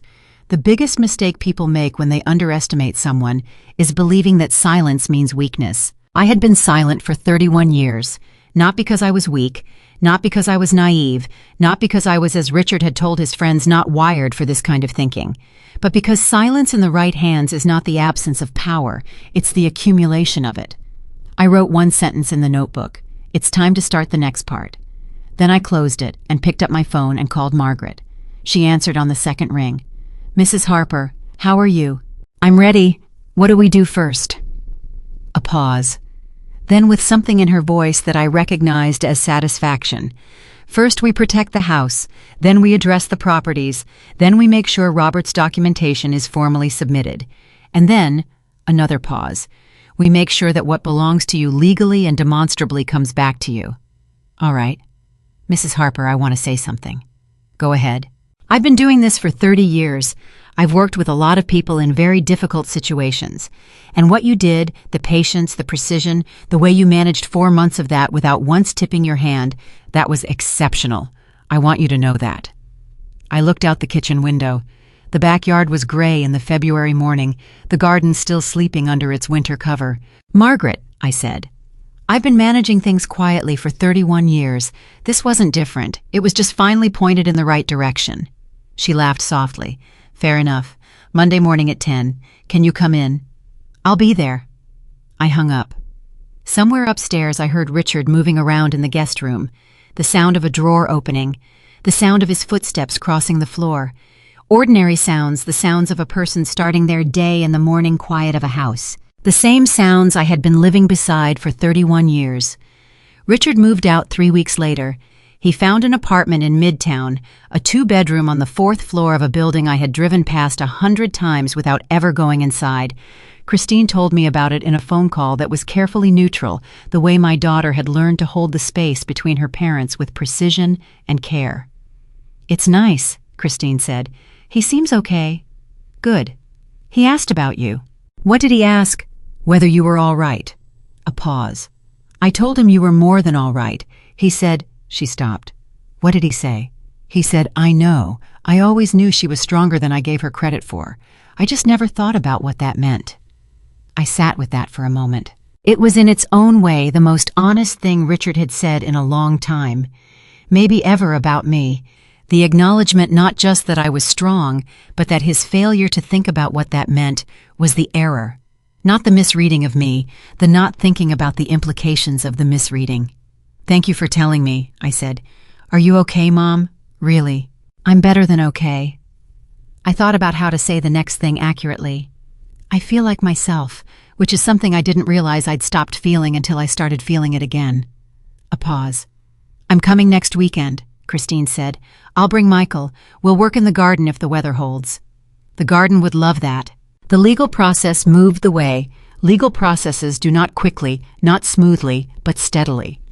Margaret was methodical and thorough, and she had 30 years of knowing exactly which levers to press and when to press them.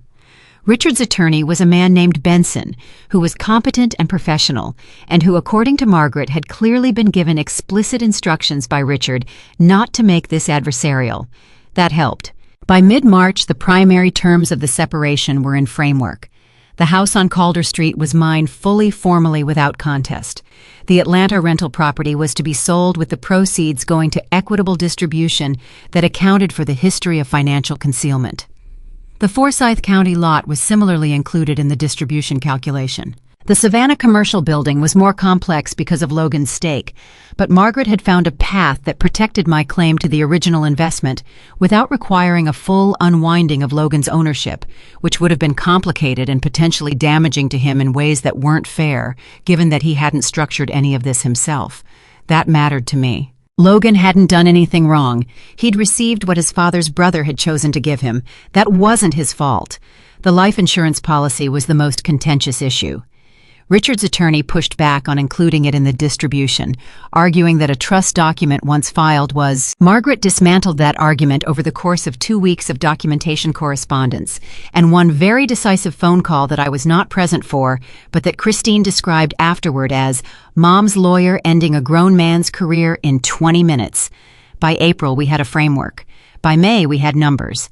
The total what came back to me directly, or through asset division, was more than I had expected, more than even Robert's initial estimates, because when you add up 31 years of contribution, financial practical, the kind of sustained invisible labor that maintains the conditions for someone else's success, it turns out the number is quite large. Margaret put a paper in front of me on a Wednesday morning in late May. "Read it," she said. "Take your time." I read it. I set it down. Is this right? Every number has documentation. Every claim is supported. Yes, it's right. I sat with that for a moment. I thought about the cardigan and the gold bracelet. I thought about the money in 2008. I thought about the Atlanta trips. I thought about Daniel's student loans and the private school tuition, and the 3 properties and the trust document, and the life insurance policy, and the handwritten letter at the bottom of the drawer. I thought about standing in that hallway on October 14th with a grocery bag in my hand. I thought about the 4 months of early mornings and spiral notebooks and careful, steady patient work. "Okay," I said. "Okay, let's sign it." Margaret smiled. She slid the paper across the desk. I picked up the pen, and I signed my name.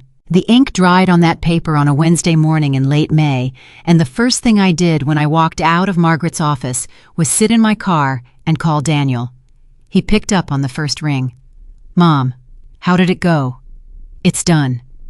A silence. The particular kind of silence that isn't empty, the kind that's full of something a person is trying to find words for. Everything you needed, everything I was entitled to, which turned out to be quite a lot. I heard him exhale, long and slow, the exhale of someone who had been holding tension in their body for months without fully realizing it. "And you're okay." "Daniel." I paused. "I'm better than okay. I want you to hear me say that clearly because I know you've been worried. I'm better than I've been in years." Another silence. Then, "Sarah wants to take you to dinner. She's been asking me every week whether it was okay to call you directly." "Tell her to call me. Tell her tonight." He laughed. It was the first time I had heard my son laugh easily in months, and the sound of it opened something in my chest that I hadn't realized was closed. "I love you, Mom. I love you too, baby. Now go back to work." I drove home on the same roads I had driven 10,000 times. The same turns, the same intersections, the same landmarks I had stopped seeing years ago because familiarity had made them invisible. But that morning they were visible again, sharp and real, and specifically, particularly mine. This town, these roads, this life. I pulled into the driveway on Calder Street. I sat in the car for a moment looking at the house. The White House, the porch railings I repainted every spring, the garden coming back to life in the May warmth green, and determined and completely unimpressed by everything that had happened inside the house it surrounded. Mine. Not because Richard allowed it. Not because a judge decided it as a courtesy. Because my name was on the deed and my labor was in the soil, and my 31 years of careful, faithful, unglamorous work were embedded in every board and beam of it so thoroughly that no document could have argued otherwise. I got out of the car, I went inside, I made coffee, and I stood at the kitchen window and drank it the same way I had stood at this window 1,000 mornings before. But for the first time in a very long time, what I felt while I stood there was not the low, unexamined hum of a woman maintaining something that belongs to someone else. It was the quiet satisfaction of a woman standing in her own home. Rebecca called 2 days later. I had been expecting it or something like it. Since the birthday party, she and I had not spoken directly.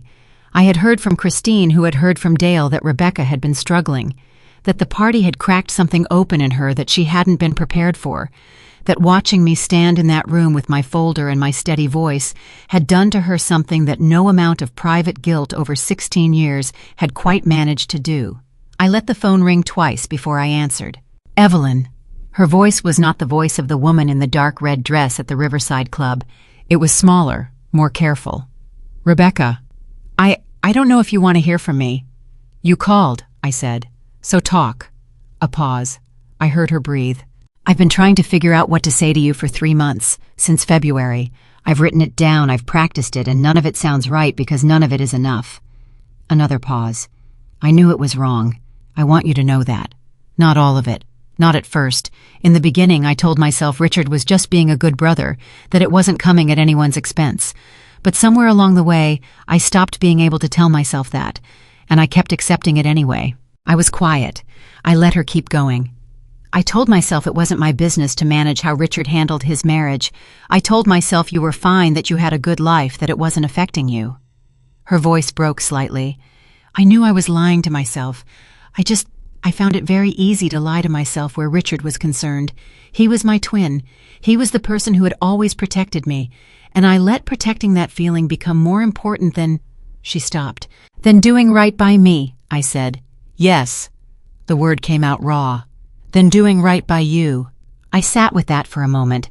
I thought about what forgiveness actually is, not the performance of it, not the social ritual of saying the words to make a situation more comfortable.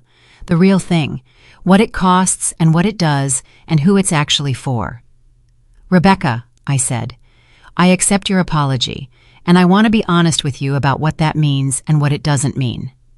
Okay. It means I'm not carrying hatred for you. I don't have room for it and I don't want it.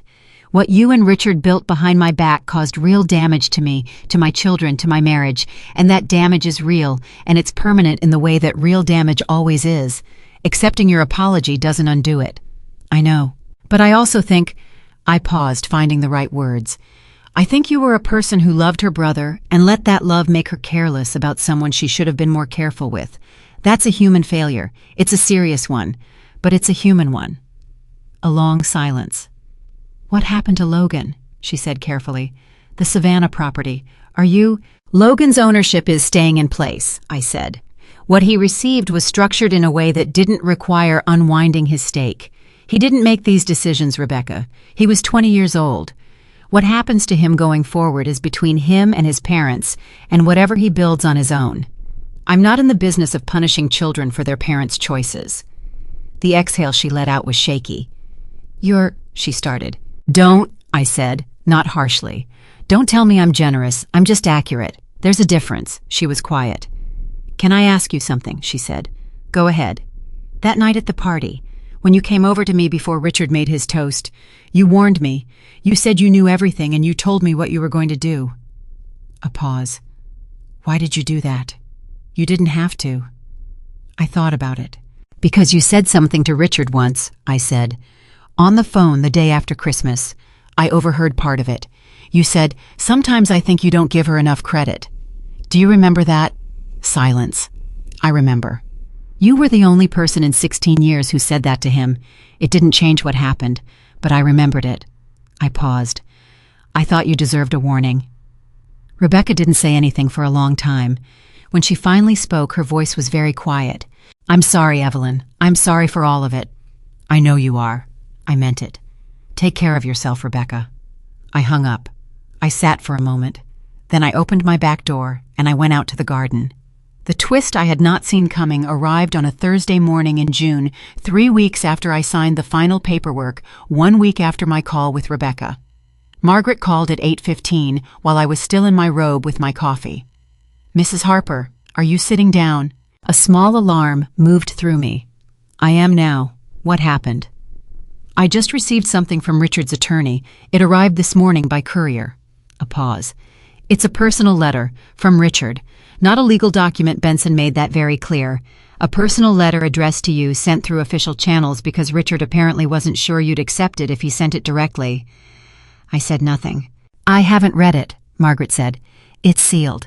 I'm going to have it delivered to your house this afternoon. I just wanted you to know it was coming." "Did Benson say anything about what's in it?"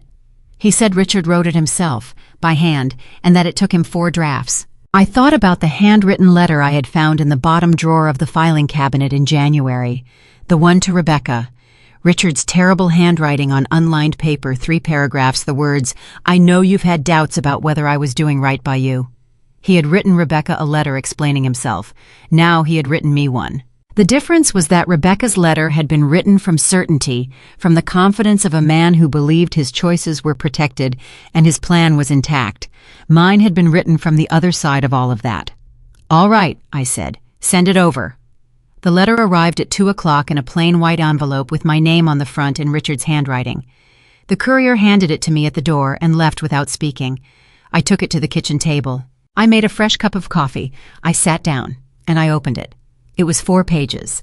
4 pages of Richard's cramped, imprecise handwriting, the script of a man who thought faster than his hand could move and had never particularly cared about making it legible for anyone else. He began by saying he didn't expect the letter to fix anything. He said he understood that letters didn't fix things. He said he was writing it because there were things that needed to be said clearly and on the record in a way that a conversation with attorneys involved with the legal process ongoing hadn't allowed for. He said I built something I told myself was loyalty to my sister, and I didn't let myself look at what it was costing you. That was a choice. I made it repeatedly over many years. I'm not going to ask you to understand it or accept it. I'm just going to say clearly that I made it and that it was wrong. He said you were the best partner I could have asked for. You ran our home and raised our children and supported my work and maintained a life that allowed me to function at my best, and I repaid that by deciding somewhere somehow without ever examining it directly that you could be taken for granted. That was the deepest failure of my character in my life. He said I called you naive. I told people you were naive. I want you to know that even when I said it, some part of me knew it wasn't true. I think I said it because I needed it to be true, because if you were naive, then I was safe. And I needed to feel safe more than I needed to be honest. He said, I am sorry, Evelyn, not because of the legal outcome, not because of what happened at the party, because of 31 years of not seeing you the way you deserve to be seen. That's what I'm sorry for. He signed it Richard. No, your husband. No love. Just his name. I read it twice. Then I folded it carefully and set it on the table in front of me. I sat with it for a long time. I thought about what honesty costs a person when they've been avoiding it for a long time. How much it asks of someone to put 4 pages of it down in their own handwriting and send it through an attorney because they weren't sure it would be received any other way. It didn't fix anything. He had said so himself, and he was right. But it was real. And real things, even painful ones, even ones that arrive years too late, matter. I put the letter in the shoebox in my closet, behind the winter sweaters, next to the spiral notebook and the photographs and Robert Finley's 31 pages, the whole record of what happened, all of it in one place. Christine came the following weekend the way she'd promised with Michael, and a flat of new seedlings she'd picked up from the nursery on the way, tomatoes and herbs, and 2 varieties of marigold that she said would keep the pests off the vegetables. We spent Saturday morning in the garden on our knees in the dirt. Michael, who was a good man and knew when to give people room, found reasons to be elsewhere most of the morning and came back at noon with sandwiches from the deli on 5th. While he was gone, Christine sat back on her heels and looked at me. How are you? And I mean it this time, not the version you give Daniel where you make it sound completely resolved, the real version. I pressed a tomato seedling into the ground and tamped the soil around it. The real version, I said. Okay, the real version is that some mornings I wake up and the house is quiet, and I know it's going to stay quiet, and I feel free, genuinely free in a way I didn't know I wasn't. I reached for the next seedling. And some mornings I wake up, and 31 years of muscle memory makes me reach across the bed before I'm fully conscious, and the other side is empty, and for a second, just a second, I feel the absence of it. Christine was quiet. Both of those things are true, I said. The freedom and the absence, they coexist. I've stopped trying to resolve them. That sounds... She paused. That sounds healthy, actually. I thought so too. She picked up her trowel. We worked in comfortable quiet for a while. Then she said, "He called me last week." I didn't stop working. What did he say? He asked about you, about the house, whether you were, he said, "Is she doing all right? The garden and everything." Like the garden was a stand-in for everything he didn't know how to ask directly. What did you tell him? I said the garden was doing beautifully. I looked at my daughter. She was looking back at me with her father's dark eyes and my particular brand of steadiness and the combination of both of us, that she had always been a complete person, assembled from two imperfect ones. "Good," I said.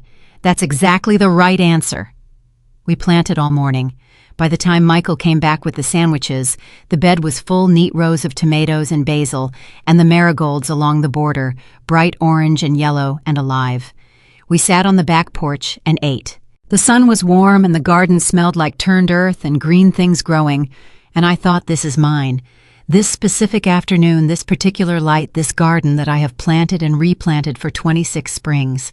My daughter's laugh when Michael said something that made both of us groan. The sandwich that tasted exactly like the sandwiches from that deli always tasted. The soil still under my fingernails that I hadn't bothered to fully clean off yet. All of it mine. Not given to me, not permitted, not allowed as a courtesy. Mine because I had stayed and worked and paid attention, and finally paid that attention to myself. Daniel called that evening. Sarah had called me Tuesday as promised, and we talked for 40 minutes and arranged to have dinner the following month when she and Daniel drove down.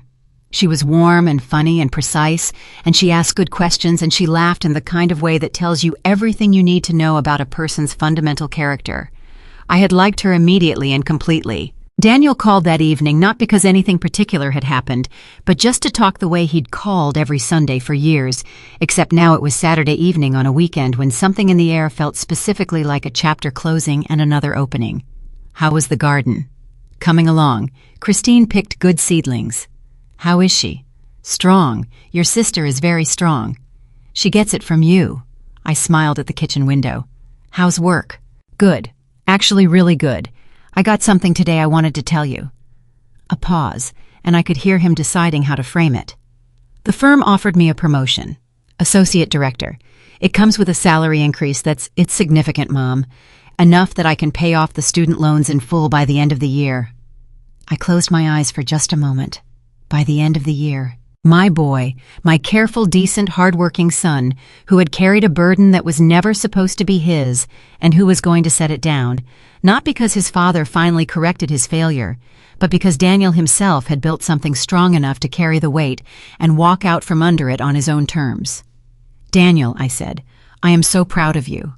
Mom, no, let me say it, I am so proud of you. Not because of the promotion, though I am, because of who you've been through all of this, the steadiness of you, the decency. You could have handled things very differently. I had a good example, he said quietly. I didn't answer that. Some things don't need an answer. We talked for another half hour about Sarah and the promotion and plans for the summer, and when we hung up, the house was quiet again in that particular way, the good quiet, the free quiet, the quiet that belongs to a woman who has finally come home to herself. I poured a glass of sweet tea, and I went to sit on the back porch. The garden was settling into the evening, the marigolds bright even in the low light, the tomato seedlings already standing a little straighter than they had that morning, the way new things do when they've been properly planted and given room. I thought about what Richard had said in his letter. I think I said it because I needed it to be true, because if you were naive, then I was safe.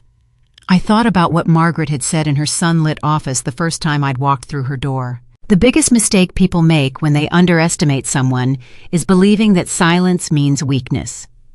I thought about October 14th, the grocery bag in my hand, the 6-inch gap in the study door, and the moment I had stood in that hallway and heard my life described by the man who was supposed to know it best. And I thought about what I had done with that moment. I had not screamed. I had not broken.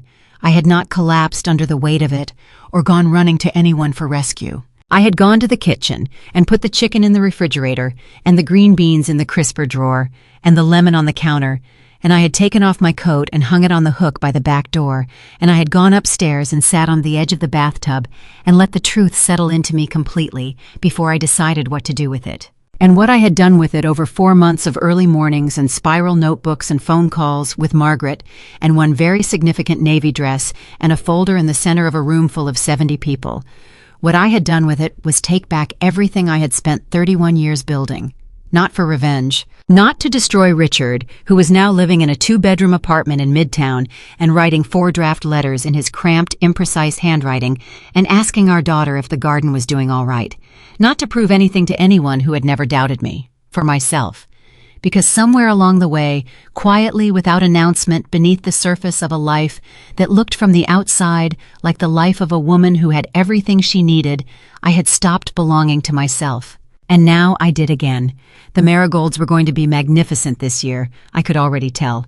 Christine had good instincts about plants. She got that from me, the patience, the willingness to put something in the ground and trust that what you've planted will come up given enough time and the right conditions. I had put 31 years in the ground. What came up in the end was me. Richard Harper spent 31 years believing that the quietest woman in the room was the least dangerous one.